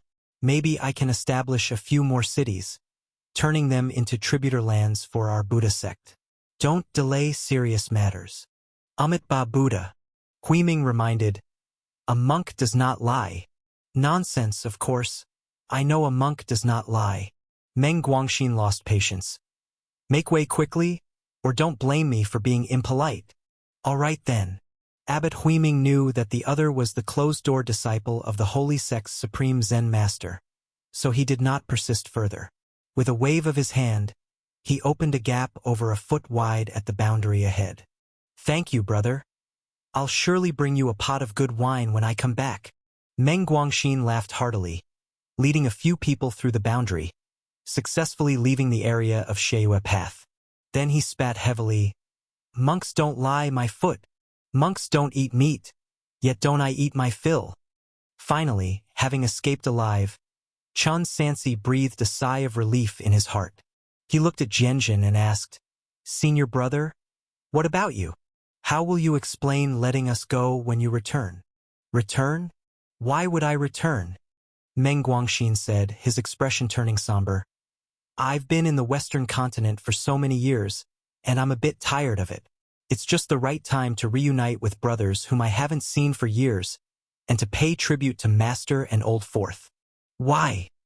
Chun Sansi sensed something was amiss. Senior brother, have you not been happy in the Buddha sect these years? The so-called Buddha sect, is it really much different from other sects? Meng Guangxin shook his head. Let's not talk about it. Let's just leave here first. At the border of Sheua path, just half a day after Chun Sansi and the others left, Master Miaotan and Xuandu hurried over. What's going on? Xuandu asked. Where's Zhenjin? Elder Xuandu. Abbot Huiming came to greet him. Elder Zhenjin just left with a few disciples. What? Xuandu was furious. Gritting his teeth, he questioned. Did I not say that no one should leave Sheua path? Who allowed you to let them go? This. Huiming stammered in explanation. Elder Zhenjin is also a person of the holy sect, isn't he? What has happened? Ah! Xuandu slammed the ground twice with his Zen stick in anger. He ran away with Chun Lei and the witch. What? Abbot Huiming was in disbelief. Junior sister. Xuandu looked at the holy daughter. What do you think? Should we chase after them? Once they leave Sheua path, it's not long before they reach the lands of Skywater continent. Even if we chase after them, I'm afraid we won't make it in time. Miaotan closed her eyes slightly. Sigh. Xuandu sighed deeply. I don't know about senior brother over there. Just as he was speaking halfway, a stream of light appeared from the end of the sky, arriving in front of everyone in the blink of an eye. It turned out to be a monk in white robes. Zen Master Yun Gui's face was somewhat pale. Gazing in the direction Tian Wu and the others escaped, he did not blame anyone, only opened his mouth slowly. Dismantle all the formations. Senior brother, Xuandu asked worriedly. Was that which capable of hurting even you? He said calmly. Ultimately, it is a rumored demon seed, not so easily subdued. Senior brother, Zhenjin let them escape. Xuandu accused. You knew he came from the eastern continent and shared the same teacher as Chun Lei. Why did you still dare to hand over people to him? Yun Gui countered. Aren't we from the same teacher as well? Exactly right. That Zhenjin fellow, you taught him yourself. How could he do such a thing? Xuandu said angrily. Senior brother, this person eats meat, drinks wine, and repeatedly breaks commandments. I've long suggested expelling him from the sect, but you and Master insisted he has a deep wisdom root. Who knows where it's deep? If we knew, wouldn't you and I have already comprehended the Tao? Yun Gui sighed softly. Zhenjin is still young, and will inevitably take some detours. When he discovers his true self one day, he will naturally become enlightened, so let him go. As for Chunlei and the demon seed, if they've escaped, they've escaped. It only means we are not destined to be with them. You and junior sister, after handling the affairs of Sheue Path, return to Sumeru Mountain with me. Senior brother, Master Miaotan spoke. Junior sister has something to discuss with you alone. The two figures flashed and reappeared at the top of a mountain peak dozens of miles away. Yun Gui said softly, Junior sister, whatever you wish to say, please speak directly. Miaotan asked earnestly, along the way, why is there at least one great demon lying dormant in each path? Zen Master Yun Gui moved his gaze from the distant mountains and rivers to the Holy Daughter, saying calmly, Junior sister wants to ask, we clearly have the ability. Why don't we strive to eliminate all demons within our borders to prevent future troubles? Is it intentional? I hope senior brother does not speak to me about the great principle of equality among all living beings, that demons, before committing evil, should also be treated equally. Miaotan held the jade purification bottle. If truly there are kind-hearted demons, they should either enter the monastery or leave the places where humans dwell. Any that remain, they only wish to treat humans as blood meals. It's intentional. To her surprise, Zen Master Yun Gui did not refute at all and actually admitted freely. Under his junior sister's gaze, he spoke unhurriedly, Junior sister, have you heard the story of Wisdom Practice Bodhisattva? In the distant ancient times, Wisdom Practice Bodhisattva was born on an island in the southernmost part of this heaven and earth, a country ruled by demon cultivators, where every household had to regularly offer blood meals, almost akin to raising livestock. In such a remote place with only slaughter veins, for sentient beings, it was nearly dark and hopeless forever. To break the situation, other ways to gain power must be sought. Thus, as an ordinary person, Wisdom Practice Bodhisattva thought of the incense fire divine Tao. He had no cultivation technique, no one to guide him, yet he relied on a heart full of compassion, reciting sutras for 10,000 days, and attained a bodhisattva fruit position. With the fruit position, he could absorb the incense fire to cultivate. Having been so weak, unable to contend with even a single demon cultivator, how could he possibly have someone willing to build a temple to venerate him? At that time, by chance, hidden in the deep mountains nearby, there was a leopard demon, and Wisdom Practice Bodhisattva seized this opportunity and made a pact with it. He would deceive villagers into the mountains to become blood meals for the demon cultivation. In return, the leopard spirit would kill a servant disciple of the demon sect whenever possible and disguise it as done by the Wisdom Practice Bodhisattva. Gradually, people began to secretly venerate him in their homes. Finally, Wisdom Practice Bodhisattva accumulated enough power to sweep away the entire island's demon sect and later established a sect to protect all beings. The Wisdom Practice Bodhisattva undoubtedly committed evil deeds, but he did so for the sake of great compassion. Without the sacrifice of those people, how could the entire island have been saved? Master Miaotan remained silent for a long time and then asked, What is the point of telling me all this, senior brother? Why, despite having the power, do we not eradicate all demons to prevent future calamity, instead choosing to let them be? But what we must do is continue to protect. Yun Gui continued, and to protect, we must have power, and this power needs incense to sustain. Miao Tan was silent for a moment, suddenly realizing, Are you suggesting that our Buddha deliberately ignores certain things to instill fear among the people, and thus ensure an endless supply of incense? Yun Gui acquiesced. Miao Tan criticized, This is creating karma. Without sacrifice, where can achievement come from? Yun Gui retorted, This is not creating karma, but true great compassion. This is not great compassion. Miao Tan shook her head. This is indeed great compassion.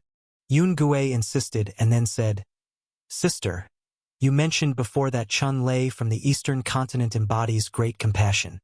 But he came from the military, having killed countless in his lifetime. As the saying goes, in the achievement of a general, 10,000 bones dry. Without the sacrifice of millions, how could there be peace in a land? Therefore, as long as the ultimate purpose is good, it is considered great compassion. No. Miao Tan's eyes were deep. The great compassion within Chun Lei is not as you said, brother. Sister, you are fixated. Yun Gui said earnestly, a breakthrough is imminent, and such wild thoughts could destabilize your mindset, even if you were the reincarnation of a bodhisattva. The reincarnation of the Buddha falling into demonhood had happened before. If I cannot understand what true great compassion is, then I've wasted this life. Miao Tan's tone was firm. Amit Ba Buddha. Yun Gui raised one hand. Do whatever you wish, sister. Sky Water Continent. After fleeing all the way, Chun Sansi and others finally didn't have to consider the pursuit by the Buddha after crossing the Great Wall of Demon Suppression. But what followed was the pursuit by Heavenly Water. This time, the witch had acted several times in the Western continent, and the news would inevitably spread to every sect. The matter of the demon seed was also hard to conceal with the sword demon as a cover. Therefore, Chun Sansi did not return directly to Wushengyuan, but first detoured to send Jiang Xia back to the eastern continent. Meanwhile, he brought Meng Guangxin to his masters and Fang Qingyun's graves, each paying his respects. Old Fourth. Meng Guangxin stood in front of Phoenix's grave, looking somewhat lost. I never thought that following the boss would mean a final farewell to you. Speaking of this, Chun Sansi interrupted. How are the senior brothers? Why haven't you mentioned them? Back then, Meng Guangxin recalled, I went into the city for negotiations and ended up being detained and isolated from the outside world. One day, they knocked me out, and when I woke up, I was already in the Western continent. Only then did I learn that the war in the Central Plains had ended and you had claimed Jiang Mountain. Later, Nye Yuan told me that they took me away hoping I could practice Buddhist law to help suppress the evil god inside the boss. I did as asked, chanting scriptures daily for Lu Ji, barely helping him maintain his sanity, but it became less effective over time. Until one day, I woke up, and the boss was gone, leaving a letter saying they planned to head to the thundering cold continent to face the evil god and instructed me to seek the Buddha, not to waste my talent. I wandered around, met Zen Master Yun Gui of Sumeru Mountain, and joined the Buddhist holy sect. Decades have passed in a flash. So, I don't know how they are now. After hearing the events, Chun Sansi couldn't help but lament how time flies. Now that you're back. He took out the official seal from the storage bag. Please bear with me, senior brother, and return to the army. Meng Guangxin pondered. Since I entered the Buddhist path, I vowed not to kill, and military matters have long been left behind. I know you are devoted to goodness, senior brother. Chun Sansi said sincerely. But if the border is lost, countless people will suffer. Saving a life is more meritorious than building a 7-tiered pagoda. Fifth brother. What you say makes sense. Meng Guangxin no longer hesitated and grabbed the official seal. Though I don't want to kill, I can't just watch heavenly water creatures suffer. Since you need me, I'll give my all. By the way, what position are you going to give me? Standard 4th rank. Divine Power Heavenly General. Chun Sansi gave his answer. Once fifth brother returned, he would be the new champion leader of Skywall City, appointed as a 4th rank Heavenly General, which was only fitting. Only 4th rank? Meng Guangxin was surprised. Earlier at the cloud platform, I saw that old Lu and others are all at least marquises. Chun Sansi smiled and explained that the ranks in Skywall City were linked to the realm, and 4th rank was currently the highest. Heavenly soldiers and generals? You come up with great names, junior brother. Meng Guangxin grinned. Old Nine and Old Chi always mocked me for not being able to break through to Martial Saint. Now, when I see them, I'll have the upper hand. By the way, senior brother. Chun Sansi changed the subject. I have another matter to ask. Meng Guangxin shouted. Speak.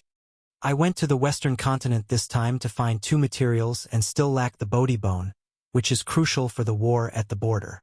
Chun Sansi said, Do you know where I might find it? Bodhi bone. Meng Guangxin fumbled in his bosom and pulled out an object.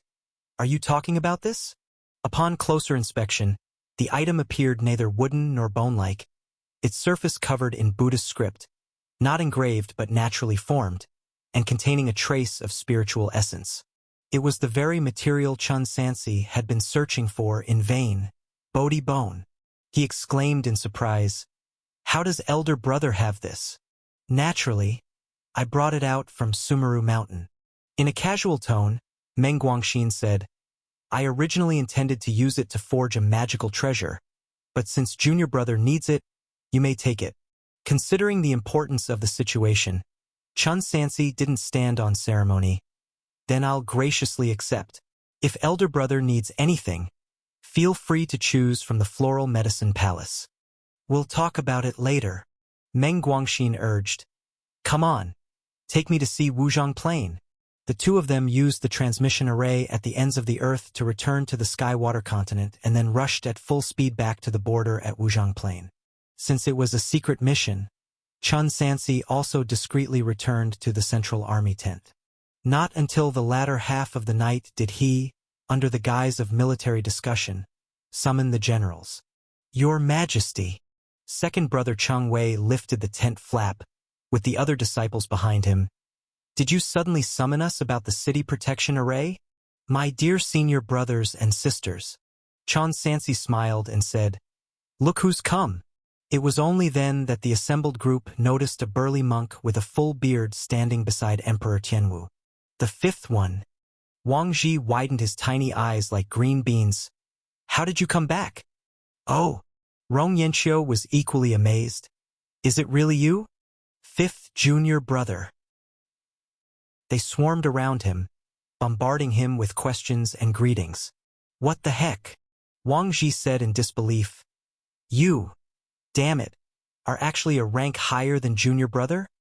Compared to other cultivation methods, the incense fire divine Dao is naturally much faster. Meng Guangxin paused, then changed his tone. However, I'm indeed much stronger than you idiots. Decades have passed, and none of you have even reached the golden body realm. You've been practicing martial arts for nothing. Truly a disgrace to our sect. Bald donkey. You say we're a disgrace to our sect? Then what are you? Isn't that like betraying us? The brothers and sisters scolded and teased each other, sharing a couple of small wine jars. But such a harmonious scene lasted for less than an hour. Your Majesty. Cheng Wei seemed troubled throughout. Recently, the demon path armies have been relentlessly attacking the Great Wall with the dragon summoning array. If we don't find a solution, it might not hold for years. I understand. Chun Sansi calmly said, Relay my imperial edict. The entire army is to maintain our defense and not engage. Cheng Wei felt a bit worried but ultimately bowed deeply. As you command. The senior brothers and sisters gradually departed. Chun Sansi sat cross-legged, beginning a true retreat. With both alchemy ingredients and formation materials now in hand, he needed to raise his realm to the late third realm over the next few years to potentially resolve the crisis. Bone-eroding ridge. Emperor Tianxi, Zhao Rui, sat upon the bronze dragon chair, calmly reviewing jade scroll memorials. Dong dong. Suddenly, the hall began to tremble, as the mountain-like elder Sui Li carried an axe and strode in energetically. He sat down on a chair made from the bones of a human race cultivator, gulping down a jug of blood wine before speaking. In another 5 or 6 years, we'll tear open a breach on the Great Wall. Zhao Rui set down the vermilion brush and asked calmly, Is there any news of Qinlei? He hasn't appeared for a long time. The boy, Elder Sui Li scoffed. I heard he's hiding in retreat. He went to the western continent. A sinister, hoarse voice sounded. Soon after, an old woman, hunched over with tattered linen clothing and leaning on a cane, stepped into the hall. I just received news that Chun Lei pretended to be in retreat, but actually went to the western continent and caused quite a ruckus. Oh, Zhao Rui said seriously. Taoist Chu, pray tell us in detail. After hearing the explanation, he squinted his eyes, falling into deep thought, murmuring. It seems the sword demon was false. The demon seed is real. Chu San Yuan worriedly said. Could that brat Chun come at us suddenly with the demon seed? There's no need to worry about that.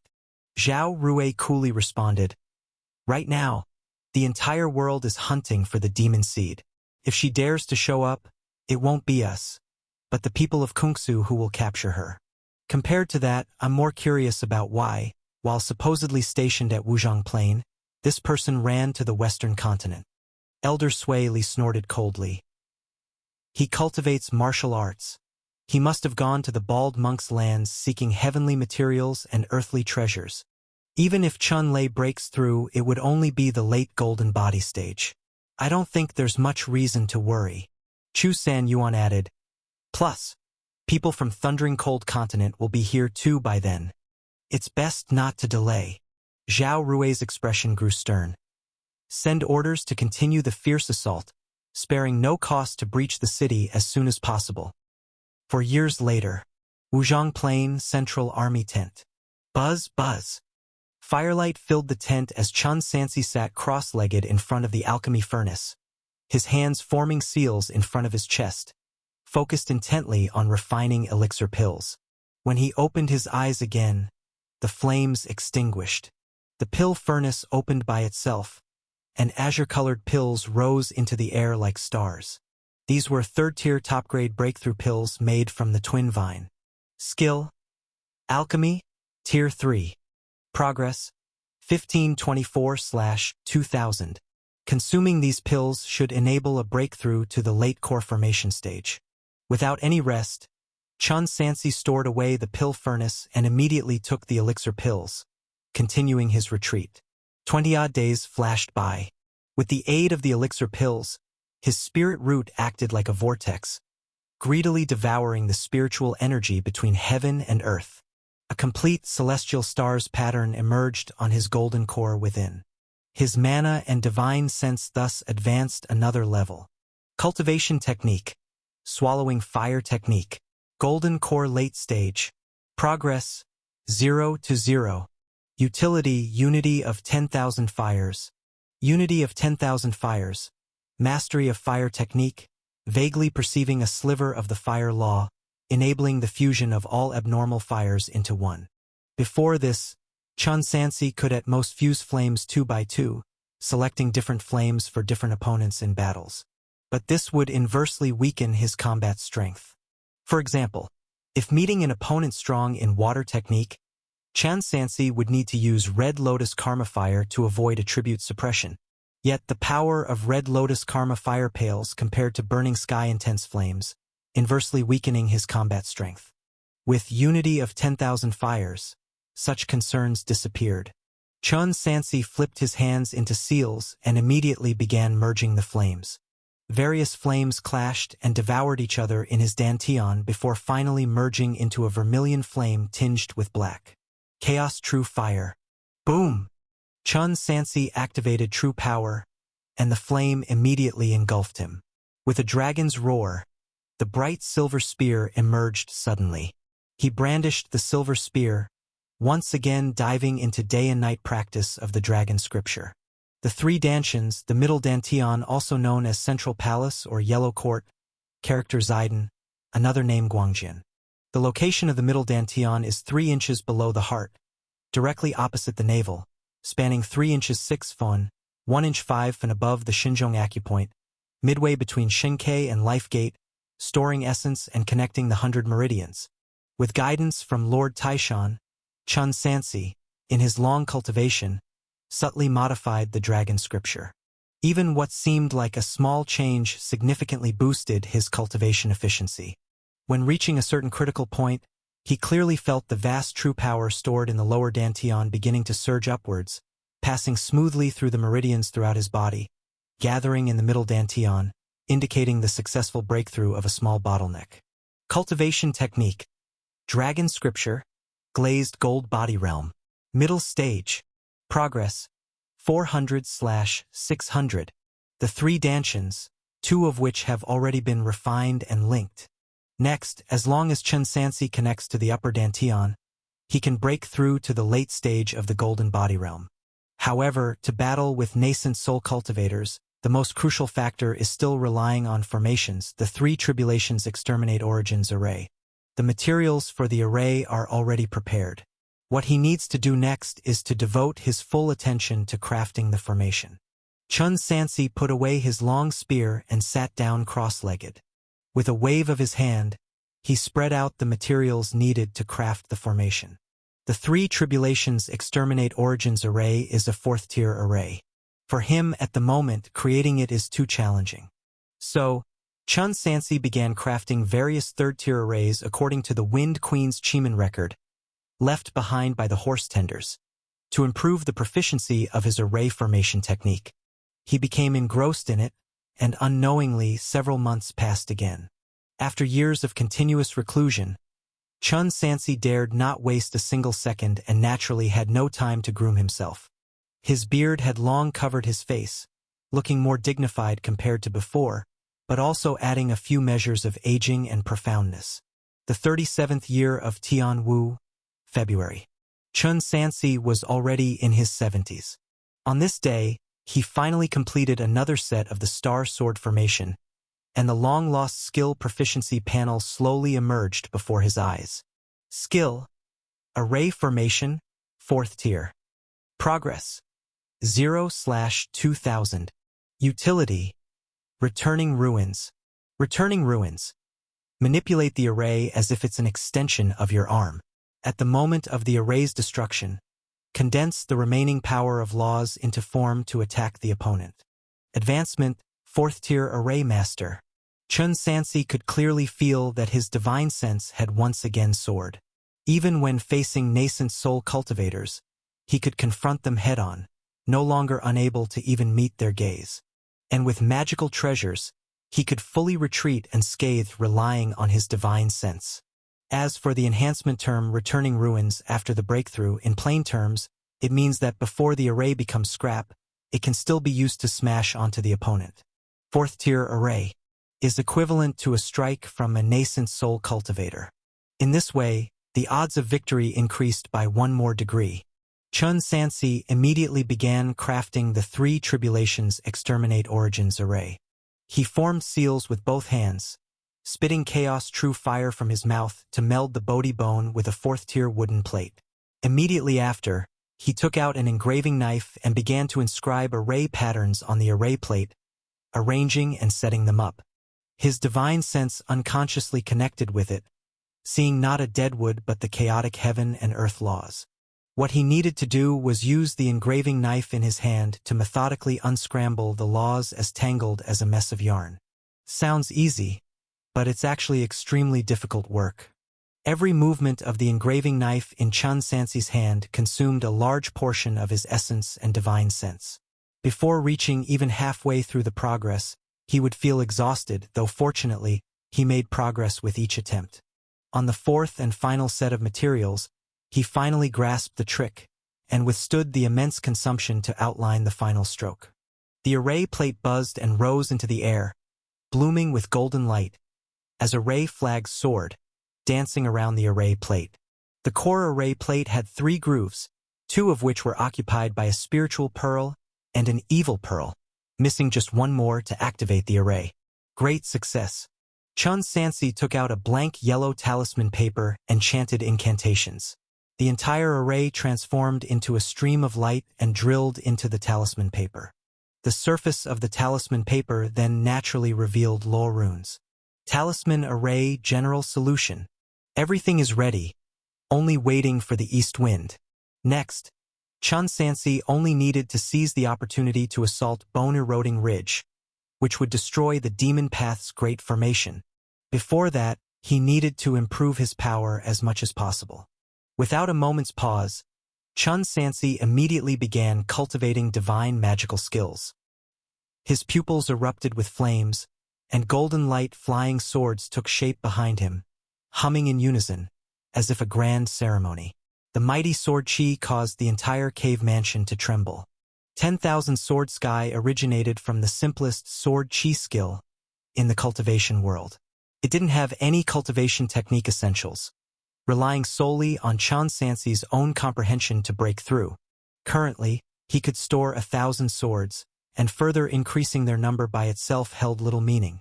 The most important aspect was still their potency. Sword chi. Chun Sansi pondered silently in his heart. If he could make every flying sword approach the level of extreme divine power, the destructive power would surely increase significantly. But it was impossible for him to separate 1,000 strands of divine sense to control each flying sword simultaneously. Therefore, the best solution was to let these flying swords learn extreme divine power on their own. Chun Sansi held his breath, focusing, injecting his thoughts into each flying sword one by one. After repeated attempts, he entered a mystical state. He felt he was no longer one self, but hundreds of thousands of selves, each wielding a different flying sword in practice. Buzz, buzz. Alongside each flying sword, the phantom of Tianwu condensed densely, resembling 3,000 sword immortals, arrayed like clouds. Chun Sansi raised his hand and thrust a sword towards the boulder ahead. The 3,000 phantoms behind him also transformed into flowing light, carrying sword chi to strike the target simultaneously, each infused with near-extreme divine power-level sword intent. Boom! As the sword chi whistled, the boulder exploded into fragments. Spell: 10,000 Sword Sky, 4th tier. Progress: 0/2000. Utility: 1,000 swords resonate, reflect shadows. 1,000 swords resonate, reflect shadows. Store 1,000 swords, transform into sword shadows. Breakthrough. Chun Sansi slowly sheathed his sword. He exhaled contently, sitting down at the table, and was about to practice his talisman crafting skills again, when he heard hurried footsteps coming from outside the camp tent. Your Majesty. Dongfang Jingxing stepped into the tent. General Wang has just reported that a crack has appeared in the Great Wall's armor-ranked array I. What about Kungsu's side? Chun Sansi asked. Did they mention anything about reinforcements? Dongfang Jingxing shook his head. There are 2 4th realm evil god path cultivators, and they're expected to reach bone-eroding ridge soon. What about Taoist Tianwu? As the two were discussing, a familiar voice came from outside. Let the Taoists come in. Chun Sansi spoke. 3 nascent souls responded and entered. Taoist Tianwu, Xiao Paksu said with a sullen face. You must have heard about the situation with the Great Wall, right? Chun Sansi nodded. I am contemplating a strategy. I have an idea. Xiao Paksu stated bluntly. If Taoist Tianwu releases the demon seed, wouldn't it easily take care of Zhao Rui and the others? Demon seed. Chun Sansi feigned ignorance. What does Mr. Xiao mean by this? What do you mean, you really don't know? Xiao Paksu said gravely. We all know about what happened in the Western continent. If you can have the Demon Seed Act, why not use it against the Demon Path Army? Mr. Xiao makes a valid point on this matter. Feng Qingyan said with a smile. Seeing that the Great Wall is about to fall, why not call upon the Demon Seed to act once? Taoist Tianwu? I've said many times, that's the Sword Demon taking over, not any Demon Seed. Chun Sansi naturally couldn't admit. First, the Sword Demon won't listen to my commands. Second, even if the Sword Demon is willing to act, it would require the Kungsu Saint Sect's permission. He paused and explained, if the Supreme Elder of the Saint Sect can swear by the Kungsu Taoist inheritance's chi fortune to not take advantage, I could attempt to invite the Sword Demon out. Furthermore, Guangren Dao is bound to face many great cultivators of the demon path. If the witch can truly act, it would indeed be beneficial. Just by temporarily promising not to capture the demon seed, it could exchange for powerful strength in the righteous and demon war. I wonder if the Saint Sect would be tempted? Taking this opportunity, Chun Sansi could also probe what position the demon seed holds in Kungsu's eyes. Shangguan Yunji said, Kungsu's people are just at Wuzhengwen. I'll have them return to relay the message. Within 10 days, they received a reply from the Saint Sect. The Saint sect did not agree with Chen Sansi's suggestion, citing that the Tian Shui Orthodox would never collaborate with demonic heretics. At the same time, Kungsu conveyed to the sword demon to surrender voluntarily, lest he remains unable to find release forever. This answer indeed surprised Chen Sansi a bit. One must know, once Guangren Dao is breached, it could stir an entire upheaval, potentially affecting the entire Sky-Water continent. Even in such a situation, Kungsu was unwilling to swear to not protect the demon seed. This means the demon seed appears to be more important to the Saint sect than the safety of Sky-Water continent. Chen Sansi couldn't fathom why. Why is a witch so important? The reason might possibly involve the upper realm immortals again. Xiao Paksu said coldly, "Pardon my frankness, Taoist Tianwu. If you're truly concerned about the common people, you should deceive the sword demon into acting, then hand him over to the Saint sect." Chen Sansi only glanced at the other and paid little mind. Hiss! Feng Qingyan clicked his tongue. "We must come up with a method. Otherwise, by the time Thundering Cold Continent's people arrive, we might be in big trouble." "Pass the order," Chen Sansi instructed. "In 60 days, close the armor-ranked array I, set an ambush inside the city, and let the Demon Path Army in." "What did you say?" Xiao Paksu was taken aback, almost thinking he had misheard. "We're barely holding on, and you dare let them in?" "Yes," Feng Qingyan echoed. "What's the intention of this move?" Taoist Tianwu, care to explain? "I have my own strategy to defeat the enemy. Just follow the plan, Taoists."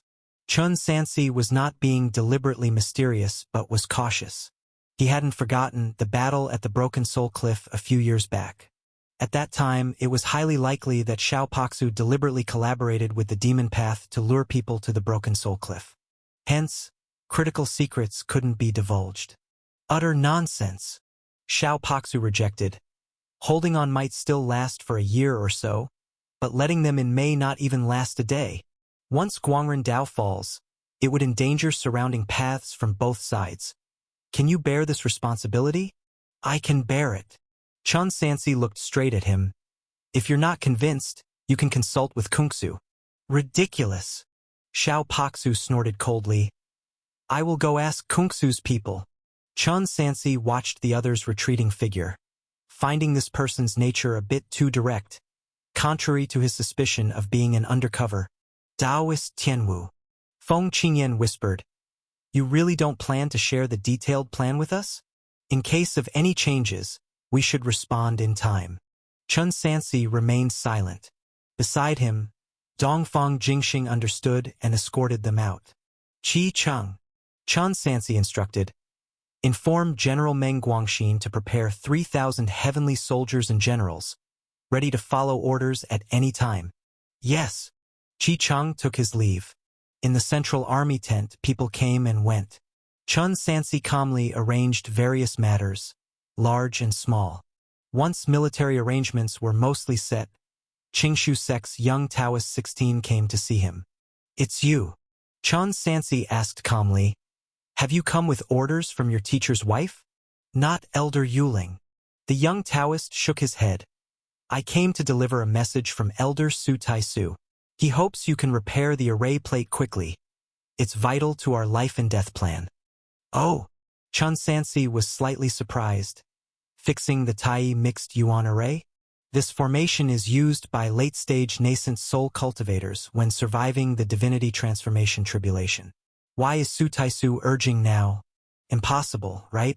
Didn't this person just break through to nascent soul not long ago? I understand. He nodded. Please tell Elder Su. I will do my utmost. 16 bowed and left. Chen Sansi took out the damaged Tai mixed yuan array plate. A 5th-grade array, even if only slightly broken, would be challenging to repair completely in a short time. Moreover, there are still urgent troubles that need handling, so it must be set aside for now. Chen Sansi consumed an elixir pill, then took up the Longdan bright silver spear and began the final short seclusion before the great battle. This cultivation technique passed down by Master Sun Xiangzong had been practiced by him countless times, each session as familiar as eating or drinking. With Lord Taishan's guidance and his own insights over the years, he had encountered almost no obstacles. The Upper Dantian, also known as the Purple Mansion or Heavenly Palace, its divine offspring, named Yuanxian, also known as Emperor Qing, near the forehead acupoint. The Upper Dantian measures 1 inch. 2, a void acupoint harboring the innate true unity deity, fundamentally the center of intent. After forming elixir, it's the place from where the spirit arises and the convergence point of martial arts' true intent. As the spear danced, Chun Sansi felt the increasing connection in his mind between the laws of heaven and earth and martial arts, each move resonating with a deeper Tao rhyme. The true power in his chest began to surge upward, rushing to his head and then infusing his whole body, causing a sudden increase in true power. On Chun Sansi's glazed 5 viscera and the surface of his golden body, naturally formed law runes began to appear. Cultivation technique, dragon scripture, glazed gold body realm, middle stage. Progress, 0 to 0. Utility, flame spirit puppet. Flame spirit puppet. After killing an enemy, flame binds and locks their soul, transforming them into a puppet until their soul is consumed by flames. Simply put, each person he kills can temporarily be converted into his puppet. However, it's only temporary. Once the 3 souls and 7 spirits are burnt away, the puppet will be rendered dysfunctional. Moreover, it consumes substantial amounts of divine sense, thus allowing only one puppet to exist at a time. The immortal martial paths have finally arrived at the late golden core stage. Once this battle is over, the first thing Chun Sansi must do is to condense the nascent soul, then attempt to break through to Fatian Shangdi. He has already gathered 2 kinds of spiritual objects for nascent soul formation, only missing the last one. Once he prepares for the tribulation, he will be ready. However, these are matters for later. The most urgent task right now is to resolve the immediate trouble. Chun Sansi gently swept his sleeves, collecting all items, and then softly said, "Little Bamboo, notify all divisions. It's time to start." Bone eroding ridge. Your Majesty. A great song general hurriedly rushed into the hall. The formation eye of the Great Wall's armor division has been breached. What did you say? Emperor Tianxi put down the scroll in his hand. What exactly happened? Reporting to your Majesty. The general clasped his fist and said, Early this morning, following our usual practice, we initially attacked the city with blood demons, then used the dragon's summoning array to bombard it. Just as the second round began, the formation of the Great Wall's armor division went out. What are we waiting for? Elder Sui Li stood up abruptly. We shall attack en masse and take the city today. Zhao Rui hesitated a bit. Could it be a trap? A trap? Elder Sui Li sneered. Even if it's a trap, so what? Inside the Great Wall, there are only a few of them. They are hardly our opponents. Why not wait a bit longer? Zhao Rui nodded. The reinforcements from Thundering Cold Continent will arrive at this place in no more than 6 months. 6 months. Sui Li Young Master said, if we wait another 6 months, people from Kungsu might arrive as well. Zhao Rui, don't be so timid. Enough. If we hesitate at every step, we might miss an excellent opportunity. Emperor Tianxi finally made up his mind. Mobilize the entire army and attack the armor division breach with all our might. That's more like it. Elder Sui Li moved his steps, ready to set off for the assault, only to see his nephew hesitating. Uncle. Sui Li Wu swallowed and said, this time I won't go. I'll stay behind to oversee the rear. You. Elder Sui Li looked at his nephew's evasive eyes and couldn't help but sigh quietly to himself. This nephew was scared out of his wits by Tian Wu last time. Even though they were both at the core formation realm, the opponent was only at the middle stage, yet he managed to suppress many cultivators of the same level single-handedly. Sui Li Wu, who had been called a genius within the clan since childhood, was so traumatized by this encounter that he almost developed a heart demon. If you don't want to go, you don't have to. You are about to advance to the nascent soul stage as well. Elder Sui Li patted him on the shoulder. Just stay here and adjust your mindset well. Make sure not to let a heart demon arise. I understand. Sui Liwu lowered his head, feeling somewhat relieved at heart. Elder Sui Li stomped his foot and flew straight into the clouds, like a mountain rising from the ground, heading directly towards the Great Wall. His pupils were filled with killing intent. Today, he must take Tian Wu's head to erase the nightmare haunting his nephew's mind. Boom, boom. The drums of war resounded amidst the thunderous roars on the barren plains, and bronze-colored demon path warships pierced through the clouds, hovering above the battlefield. Millions of blood demons gathered below, looking like a black torrent from afar. Sui Lian stood on the deck, swinging the giant axe entwined with chains. The Great Wall is breached, and the cultivators inside are just a spent force. Attack the city for me. At his command, the roar of 10,000 beasts erupted. Spirit beasts from the demon realm, accompanying the blood demon army, charged towards the Tianshui border under the leadership of demon cultivators. Atop the anti-demon Great Wall, Xiao Paksu and 2 other nascent souls stood shoulder to shoulder, with various sects Golden Core elders, thousands of cultivators, and hundreds of thousands of Great Han soldiers behind them. Fellow Taoists, Xiao Paksu raised the golden cloud sword, his voice echoing through the skies. We cultivators draw the spirits of heaven and earth, receive the veneration of all people, and are born to slay demons and devils, defending the heavenly Tao. Today is the day we prove our Tao. All disciples of the Qingshan Mountain, those who fight bravely, will be admitted as outer sect disciples. Slay demons and devils. Defend the heavenly Tao. Many cultivators cheered. Soldiers. Chang Wei, holding a silver spear, shouted loudly. Be appointed as marquis and ministers, ascend to immortal ranks, and that day is today. The war cries shook the heavens and the earth. Form up. The 18 Netherworld soldiers rolling thunder formation. Qi Chang commanded from the center army, calmly ordering. Almost as his words fell, dark clouds shrouded the earth, and with a roaring thunder, pouring rain began to fall. Kill! The generals of each division issued commands, and hundreds of thousands of Great Han soldiers, boosted by the national destiny Xian Qi, formed ranks and charged toward the dense demon path army ahead. One lightning bolt after another crashed down, not only avoiding harm to the Great Han soldiers but also imbuing their weapons with the power of thunder attributes. Each arrow shot was like a flash of lightning, piercing through several blood demons in succession. On the demon path side, the formations on the decks of the warships activated layer by layer, absorbing evil qi, and transforming it into torrents that poured down on the battlefield like waterfalls. All Great Han soldiers who came into contact were instantly blown apart in the barrage of evil qi, yet the long-range attacks from both sides did not hinder each other's charge.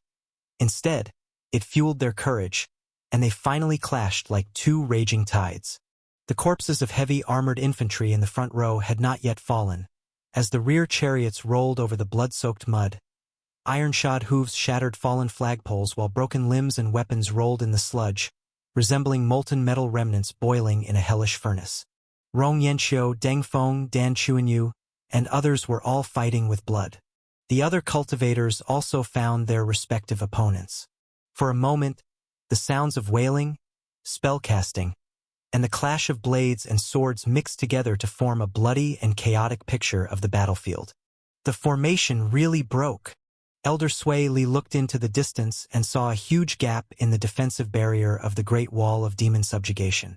Without a second thought, he flew straight towards the gap, layers of evil qi accumulating on the dragon entwining soul-shattering axe. The axe light continuously surging, about to split the entire wall in half. Clang! A golden light flying sword struck, sending the dragon entwining soul-shattering axe flying away. Xiao! Elder Sui Li's eyes were furious. Didn't get beaten enough last time? Stop talking nonsense. Xiao Paksu charged with his sword. To the side, Zhao Rui faced off against Shangguan Yun, while Chu San Yuan clashed with Feng Qingyan. 6 nascent souls clashed in battle. After about 20 rounds, the 3 righteous nascent souls began to fall behind and retreated towards the back. Where do you think you're going? Sui Lian was about to pursue. Wait, Chu San Yuan reminded. Be careful of the ambush they might have set up with their formation. Emperor Tianqi squinted his eyes, seemingly confirming something, and after a moment, he said, We can pursue them. They no longer had any scruples. The three righteous nascent souls soon found themselves with no way to retreat further. If Zhao Rui and the others crossed the Great Wall, it would be much easier for them to destroy the Great Formation from within. They could only fight desperately with their backs against the Great Wall of demon subjugation. Where is that bastard Chun Lei? While holding the line, Xiao Paxu secretly asked through voice transmission. Shang Guanyun replied, Last night, he left with some people and disappeared. What? Xiao Paxu couldn't comprehend. What is that rascal trying to do? If it weren't for the fact that the great Han's troops were still here, he would have thought that Chun had fled himself. It's come to this. Let's hold on a bit longer. Shang Guanyun strummed the strings of a zither. Bone-eroding ridge. The entire Demon Path army was deployed, leaving less than 10% to guard the base camp. TSK Tisk. A demon cultivator stood on a high point, casting spells while watching the distant battle. It's really brutal. Luckily, we were assigned to stay back, or we would have most likely died outside the Great Wall. Isn't that the truth? Another person said, Even if we capture heavenly water, how many benefits will it bring us? Who cares? Let's drink. A demon cultivator flicked his fingers, and a wine table appeared in front of him. Just as the two were about to drink, they suddenly heard movement above them. Boom, boom. A streak of golden light emerged from the dark clouds above, followed by a group of cultivators riding flying swords heading straight for the mountain top. The demon cultivator was stunned. No! Before he could shout, Good! An arrow descended from the sky, bursting with majestic mana and incinerated the two of them to ashes. Chun Sansi descended from the sky, leading 3,000 Sky Wall City immortal officials. Brothers! Wang Ji drew his Mo blade. Kill! The Tianyong cultivators swarmed in, like heavenly soldiers and generals descending into the mortal world. They performed array formations, and with the support of the Wheel of 5 Elements, the 5 elemental mana complemented each other, erupting into a dazzling golden light like the blazing sun, illuminating the entire dark mountain ridge as if it were the divine realm. Enemy attack! Someone is attacking! Whether from a reputable sect or a demon sect, they were not as disciplined as the military. The people guarding the base camp were already in a lax state, and the suddenness of the attack caused panic and chaos. It wasn't until the Tianyong city infiltrated deeper inside that they could organize the remaining blood demons and demon cultivators to launch a defense. Pift! Wang Ji swung his blade, slicing a demon cultivator in chi refinement in half. But right after, he was surrounded by several cultivators, including some Foundation establishment cultivators, and quickly fell into a disadvantage. Ha! It wasn't until a loud shout rang out, sending an invisible sound wave that caused all these demon cultivators to suddenly fall unconscious. Lao Lu! Wang Ji turned around to see a bald monk descending from the sky. Noticing the Buddhist golden body of the other, he couldn't help but admire. You rascal! You're quite impressive now. He noticed that these demon cultivators were not dead, only that their divine senses were harmed and they fell unconscious, leaving him puzzled. Baldy, why don't you just finish these people off? Are you waiting for them to stab us in the back? Amit Ba Buddha. Meng Guangxin clasped his hands together. Ever since I entered Buddhism, I no longer kill. Not killing? What are you doing on the battlefield then? Playing house. Wang Ji, without further ado, finished off the unconscious ones and continued to fight among the crowd. Meng Guangxin, with his golden body as protection, was unharmed even as the blood demons lunged at him like frenzied beasts. He looked at the group of blood demons, who resembled neither human nor ghost, and frowned, asking, Why do these demons have no cultivation? That emperor from the Song dynasty created these walking dead from ordinary mortals using a treasure. Amit Ba Buddha. Meng Guangxin clasped his hands, and when he opened his eyes again, The compassion in his pupils was gradually replaced by anger. He suddenly grabbed the shoulder of a demon cultivator, intending to force him still with Buddhist law. Master! The demon cultivator was paralyzed and unable to move. I'll lay down my blade and become a Buddha. You can't kill me. Slash! Before he could finish, Meng Guangxin exerted strength with his arms, immobilizing the demon cultivator, then reached into the void to retrieve a treasure staff, which glimmered with Buddha light, with crescent-shaped shovels at both ends. This Buddhist master will handle this. Rumble! The treasure staff swept with overwhelming power, and wherever it passed, it left a trail of blood and destruction. In just a few breaths, Chun Sansi had cleared the obstacles ahead with his 100 deer chasing Moon Bao and flew straight to the core of the slaughter vein. Sui Lian, looking at the sudden appearance of Tian Wu, who showed up unexpectedly, Sui Li Wu took several steps back. He had avoided staying during the melee to avoid encountering this person, but unexpectedly, Sui Li Wu mockingly smiled at himself. He knew very well that if he couldn't overcome his inner demon, he could never successfully form his nascent soul. He roared hoarsely, his MO blade clutched tight, his eyes bloodshot. Chun! Today either you die or I do. However, as he roared, a golden light, carrying overwhelming Buddhist power, crashed down right before him. Junior brother, Meng Guangxin said in a deep voice, you take care of your own business.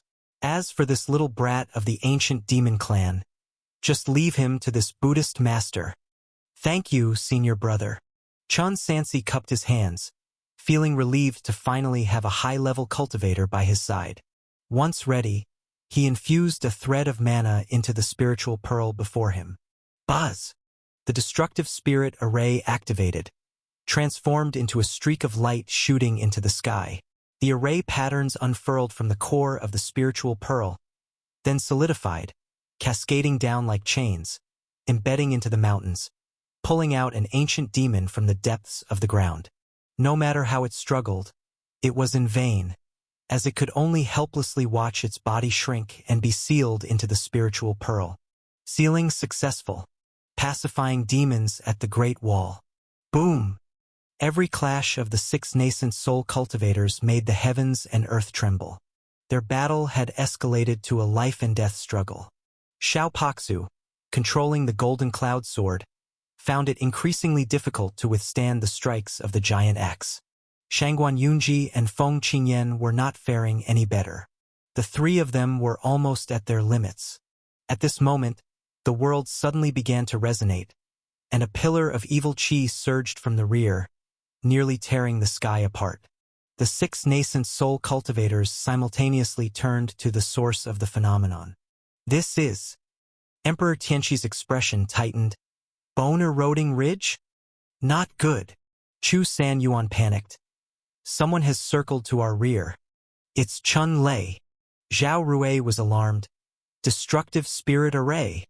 Boom! The phenomenon at Bone-eroding ridge didn't last long. After another loud boom, it began to subside gradually. At the same time, the energy source of the demon path armies devouring evil dragon formation depleted, causing battleships to extinguish sequentially. The slaughter vein spanning thousands of miles dried up instantly, as if rivers met a severe drought. Slaughter vein, gone. No way. Zhao Rui felt increasingly uneasy. We must go back. They turned around, intending to head to Bone-eroding ridge to assess the situation. Xiao Paxu and the others naturally realized as well. Chun Lei, that guy, kept Zhao Rui's group occupied here to ambush the rear and destroy their slaughter vein? With the slaughter vein destroyed, the demon path can't use formations, making it much harder for them to siege the city. Ingenious move, Shangguan Yunji praised. I almost forgot that Taoist Tianwu has a life-extinguishing divine skill. Indeed, Xiao Paxu lamented. But he should have told us, keeping it a secret and playing the hero alone. Seeing the 3 from Demon Path attempting to flee, he quickly said, Hurry, stop them. Buy Chun Lei some time. Man and sword become one. As the words fell, Xiao Paksu formed a seal and chanted, transforming his body into a stream of light, merging with his life-bound spiritual treasure. The golden cloud flying sword swelled in the wind, extending thousands of feet. Shangguan Yunji flicked the strings, her jade-like fingers moving as fast as a lotus, sending waves of sound transforming into thousands of soldiers, carrying boundless killing intent towards the demon path people. Feng Qingyan hesitated for a moment, but quickly wielded the brush, casting his divine skills. The three of them successfully blocked Zhao Rui and his colleagues, striving to delay as much as possible. "Get out of here!" Sui Lian lost patience, roaring while throwing an axe that sent the golden sky giant sword flying, its blade lamenting as it embedded into a mountain, then quickly shrinking back to its original size. Xiao Paksu was forced to end the man-sword unity, kneeling on one knee as he spat a mouthful of blood. "Next time, I'll take your life." Concerned for his nephew's safety, Sui Lian did not press the advantage, his mind set on returning to the base camp. "Stay here," Xiao Paksu shouted loudly, forming seals with both hands before his chest, concentrating golden light on his forehead, and then a phantom emerged from his heavenly spirit, instantly teleporting in front of the ancient demon elder. Upon closer inspection, it was a chubby baby, while Xiao Paksu's true body remained in place. Nascent soul emergence. "What?" Sui Lian squinted. "Do you want to die?" After a nascent soul emerges, mana can become more pure, but it's also highly susceptible to damaging the core, potentially resulting in total soul destruction. Therefore, cultivators never use this means unless absolutely necessary. "Stop the nonsense." Xiao Paksu's nascent soul child rode the golden cloud sword. "Today, we must determine a victor. Then you're dead." Sui Lian gritted his teeth, attacking once more. Nearby, Shangguan Yunji observed and bit her silver teeth, sparing no essence blood as she continued to battle Chu Sanyuan. Only Feng Qingyan was gradually unable to sustain, exposing flaws in the fight. Zhao Rui seized the opportunity, vertically slashing down with the heaven opening technique. Feng Qingyan hurriedly used the Heavenly Abyss ink rhythm brush to draw a shield in front of him. But at the moment of contact with the sword aura, the shield shattered. He let out a wail, flying backward and heavily crashing to the ground, continuously coughing up blood. Zhao Rui didn't give him a chance to breathe. Layers of corpse chi amassed on his blade, ready to end his life with a single stroke. "Mr. Xiao!" Feng Qingyan clutched his chest, shouting, "Hurry! Save me! You!" Not far away, Xiao Paksu was battling the ancient demon elder, but upon seeing this, he had no choice but to slash his opponent back, then use the instantaneous technique to arrive just in time to block Emperor Tianqi's fatal blow for the old Taoist. Although it was a narrow escape, during this time, Sui Lian had already retreated over 100 miles, disappearing beyond the clouds. "Old Taoist!" Xiao Paksu's nascent soul stomped. "What's your problem?" Feng Qingyan weakly said, "Cough, cough. It's my incompetence. Dragging Elder Xiao down. Today's life-saving grace. I will repay heavily in the future." "Stop the nonsense," Xiao Paksu urged. "One has escaped, but we must leave the remaining two behind no matter what. As for whether that Chun kid can survive the ancient demon elder, he can only rely on good fortune." Bone eroding ridge. The Buddhist chant reverberated through the sky. Buddha light illuminated the world. Just as Chun Sansi used the destructive spirit array to seal the slaughter vein, Genjin Monk was madly attacking the ancient demon young master. The treasure staff in his hand was like a Buddha divine weapon, invincible. Sui Li young master's muscles bulged, frantically wielding the demon blade to meet the dazzling attacks. On the mountain peak, only the clanging sound of iron striking remained, with waves of impact spreading outward centered around two people. Boom! The Sui Li young master raised his long blade horizontally to block the descending demon subduing treasure staff. Before he could respond further, he saw the big monk across from him widen his eyes in anger and suddenly shout out, "Hey! Buddhist lion roar skill!" "Ah!" The Sui Li young master let out a miserable cry, staggering back and exposing multiple flaws. With Buddha light radiating from his entire body, Meng Guangxin's attack with the demon-suppressing treasure staff became even fiercer, intending to take the life of the ancient demon young master in one fell swoop. Sui Liwu no longer dared to fight on, crushed a jade talisman, and instantly teleported hundreds of feet away, then turned around and ran. At this moment, a red light shone within the rolling black clouds ahead. Uncle 8! Sui Liwu rejoiced, as if grabbing a life-saving straw, putting all his strength into desperately fleeing forward. But just as life seemed within reach, an arrow tore through the air, whistling in from the flank. He hurriedly swung his blade to strike it down. The goo insect burst open, and mana surged forth like a tsunami. Although the Sui Li young master blocked it in time and wasn't injured, he was knocked back over 100 feet, dispersing several clouds. When he lifted his head, he saw a flame already closing in before him. Chun Sansi's long spear tore through the clouds, aiming straight for the heavenly spirit. In his panic, Sui Liwu swung his blade upwards, clashing with the gun blade of the bright silver spear. But in an instant, he felt a surge of formidable mana, his arms aching intensely, nearly dropping his weapon. After retreating hundreds more feet, he barely steadied himself with a talisman. Fan Wu has grown even stronger. He glanced at the weathered and dignified white robe, a sense of fear spontaneously arising from his heart. This guy, after returning from the Western continent in just a few years, both his immortal path and martial arts had broken through to the late stage. Sui Liwu wanted to escape, but it was simply impossible. He didn't even have the opportunity to readjust his mana flow before Tian Wu again struck before him. The long spear wrapped in raging flames, a deep black mingling with the crimson red, like ink and fire intertwined. These flames, not only could they burn meridians and deplete his mana, but they also carried a divine sense scorching effect, completely irresistible. After struggling to take 2 moves, Sui Liwu could no longer hold onto his magical treasure, helplessly watching as his demon blade was knocked away, leaving his chest wide open. Meanwhile, Sui Lian hurriedly arrived, witnessing the scene before him. Nephew! Uncle 8. Losing balance, Sui Liwu reached out a hand towards the elder, making a final plea for help. Chun Sansi wouldn't let him go. The flames on the long spear burned even fiercer, tearing through the opponent's protective barrier, slicing through flesh, piercing through bone, and finally directly piercing the heart, skewering it right through.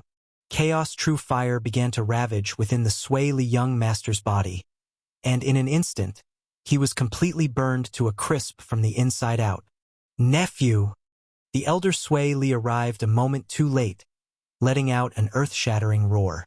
Chun Sansi withdrew his long spear, letting the ancient demon young master's body fall from the sky, crashing into a puddle of mud. Chun Lei, I swear I will use your flesh and blood in alchemy and drink wine from your skull.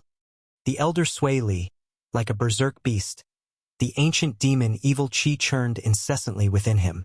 The dragon entwining soul-shattering axe roared like an ancient tautai, twisting the void, ready to devour everything ahead.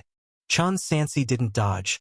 The flames enveloping his body grew even grander, nearly igniting the entire firmament. Then his spear thrust out like a dragon, directly clashing with the tautai. Boom!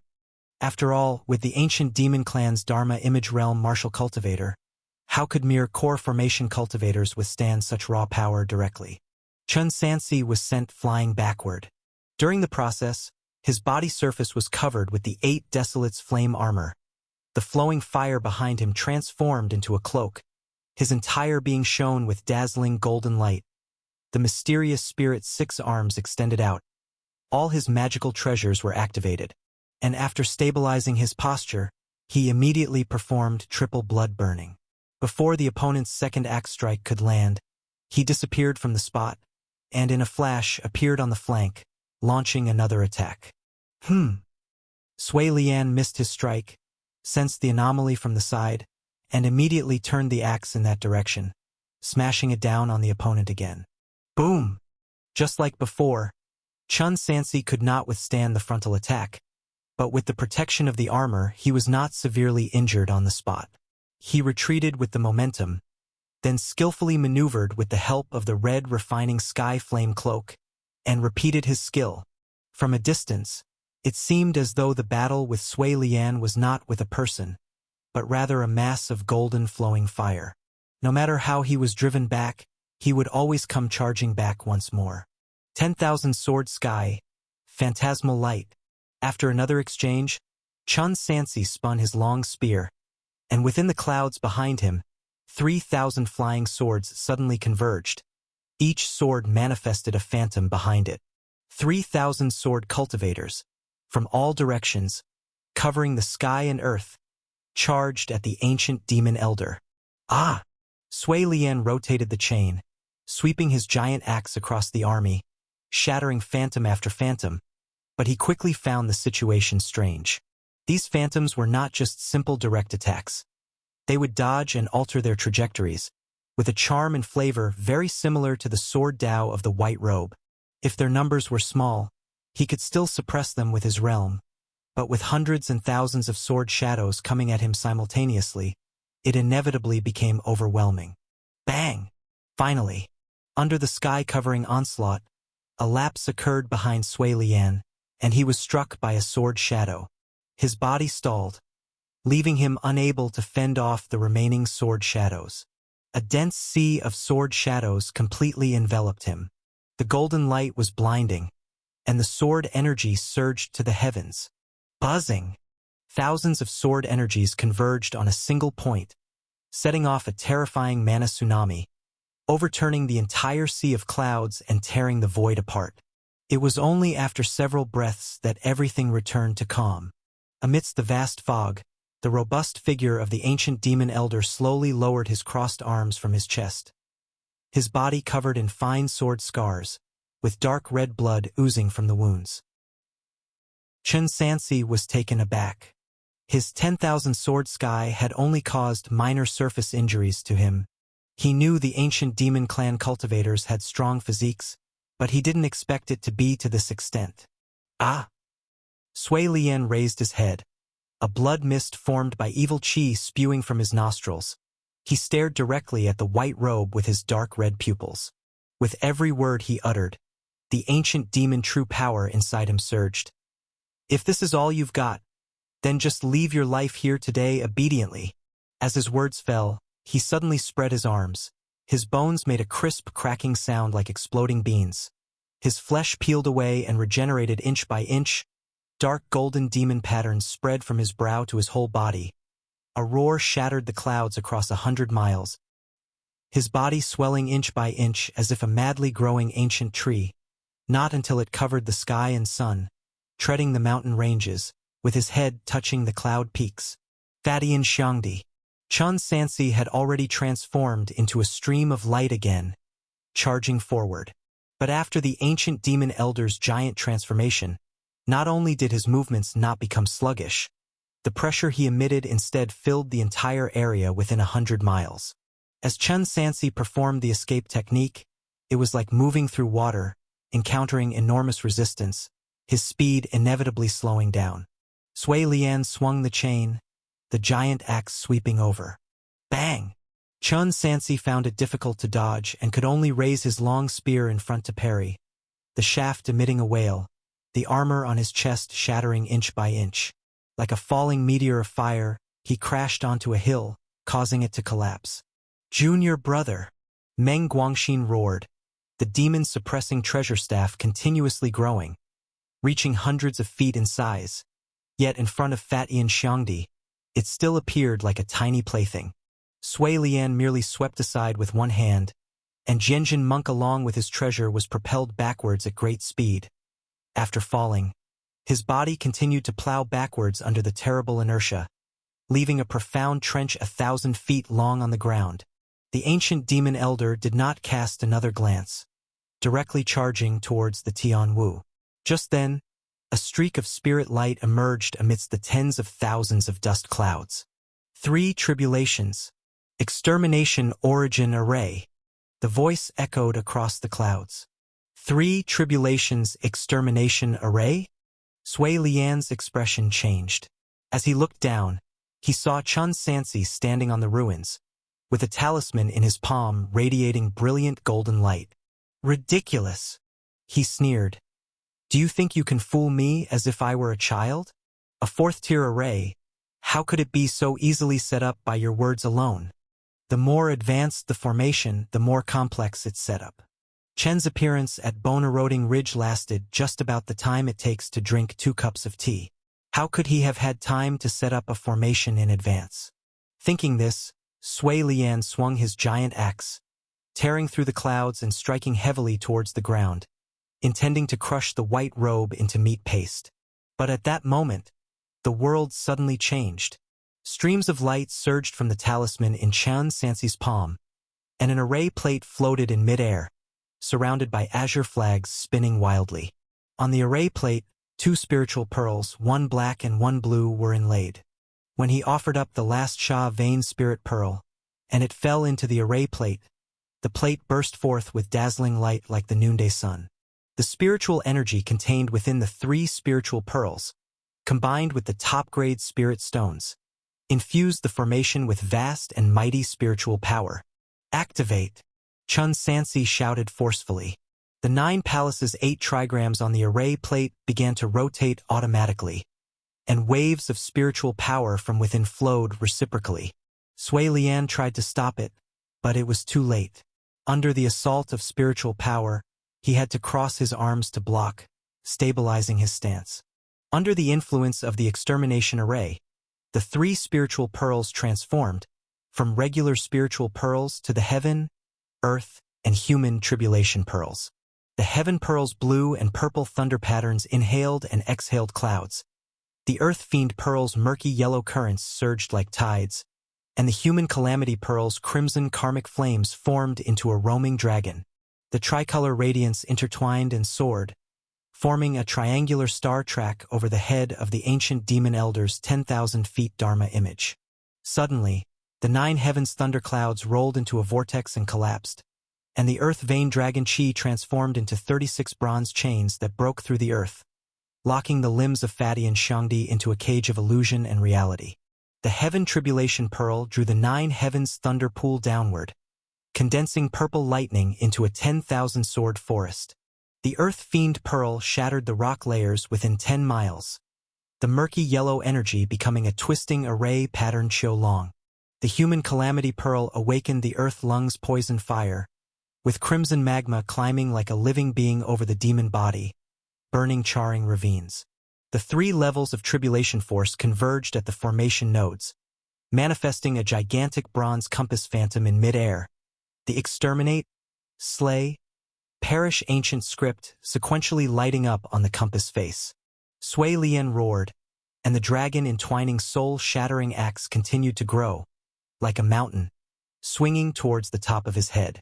With one axe, he shattered the rolling thunder unleashed by the heaven tribulation pearl, but he staggered back several steps without regaining his stance, just as a 10,000-foot-long murky yellow Qiu Long roared towards him. On the surface of Sui Lian's massive body appeared countless ancient demon patterns, pulling the chains, and once again raising the giant axe. It buzzed as it smashed on the Qiu Long's dragon head. Rumble! As the two collided, terrifying force surged wildly in all directions, toppling mountains after mountains, and the earth cracked, creating unfathomable chasms. While the ancient demon elder wrestled with Qiu Long, rolling crimson magma, like vines, wrapped around his legs, then began to climb upwards. Sizzle! Under the burning of the earth lung's poison fire, the scales on Sui Lian's skin surface turned char-black, and his skin and flesh emitted rising blue smoke. The evil chi covering his body weakened, unable to withstand the impact of the murky yellow Qiu Long. His towering body flew backward, crashing into bone-eroding ridge, causing the entire ridge to collapse. How is this possible? Sui Lian quickly got up, looking at his predicament with an incredulous expression. He had personally seen the other party summon a complete array from the talisman. This 3 tribulations extermination array uses the power of heaven and earth laws and requires 3 spirit veins as a spiritual power source, its might sufficient to annihilate a normal nascent soul. Though Elder Sui Li was hot-tempered, he was by no means foolish. Not adept at array formation but highly skilled at array breaking, he immediately began searching for the array eye. This formidable formation, though powerful, was ultimately controlled by a mere core formation cultivator. As long as he found the array eye, the opponent would find it hard to prevent his breakthrough. However, Sui Lian's crimson moon-sized huge pupils scanned, yet he couldn't find the array eye. How could an array not have an array eye? No, that's not right. While resisting the array's strikes, his gaze gradually moved, landing on the white robe, suddenly realizing something with astonishment. The array's array eye was Tian Wu himself. This person could actually serve as the array eye without relying on any external objects, controlling the formation at will. Immortal and martial dual cultivation, also rumored to be an alchemist, and his array mastery surpassed that of most 4th-tier array masters. One person. How could anyone have so much energy? No time to think. Heaven, earth, and human tribulations once again obscured the skies, sweeping over. Sui Lian had no choice but to fully confront it. Thunder transformed into swords, earth veins like dragons, poison fire engulfing the body. He frantically wielded his spiritual treasure to resist the onslaught, while the true power within him was rapidly consumed. Chun Sansi did not solely rely on the array. The chaos true fire wrapped around him once more, wielding different magical treasures, launching extreme divine powers in an assault. Already struggling to cope, Elder Sui Li had to guard against Tian Wu's sneak attacks, making his situation increasingly difficult.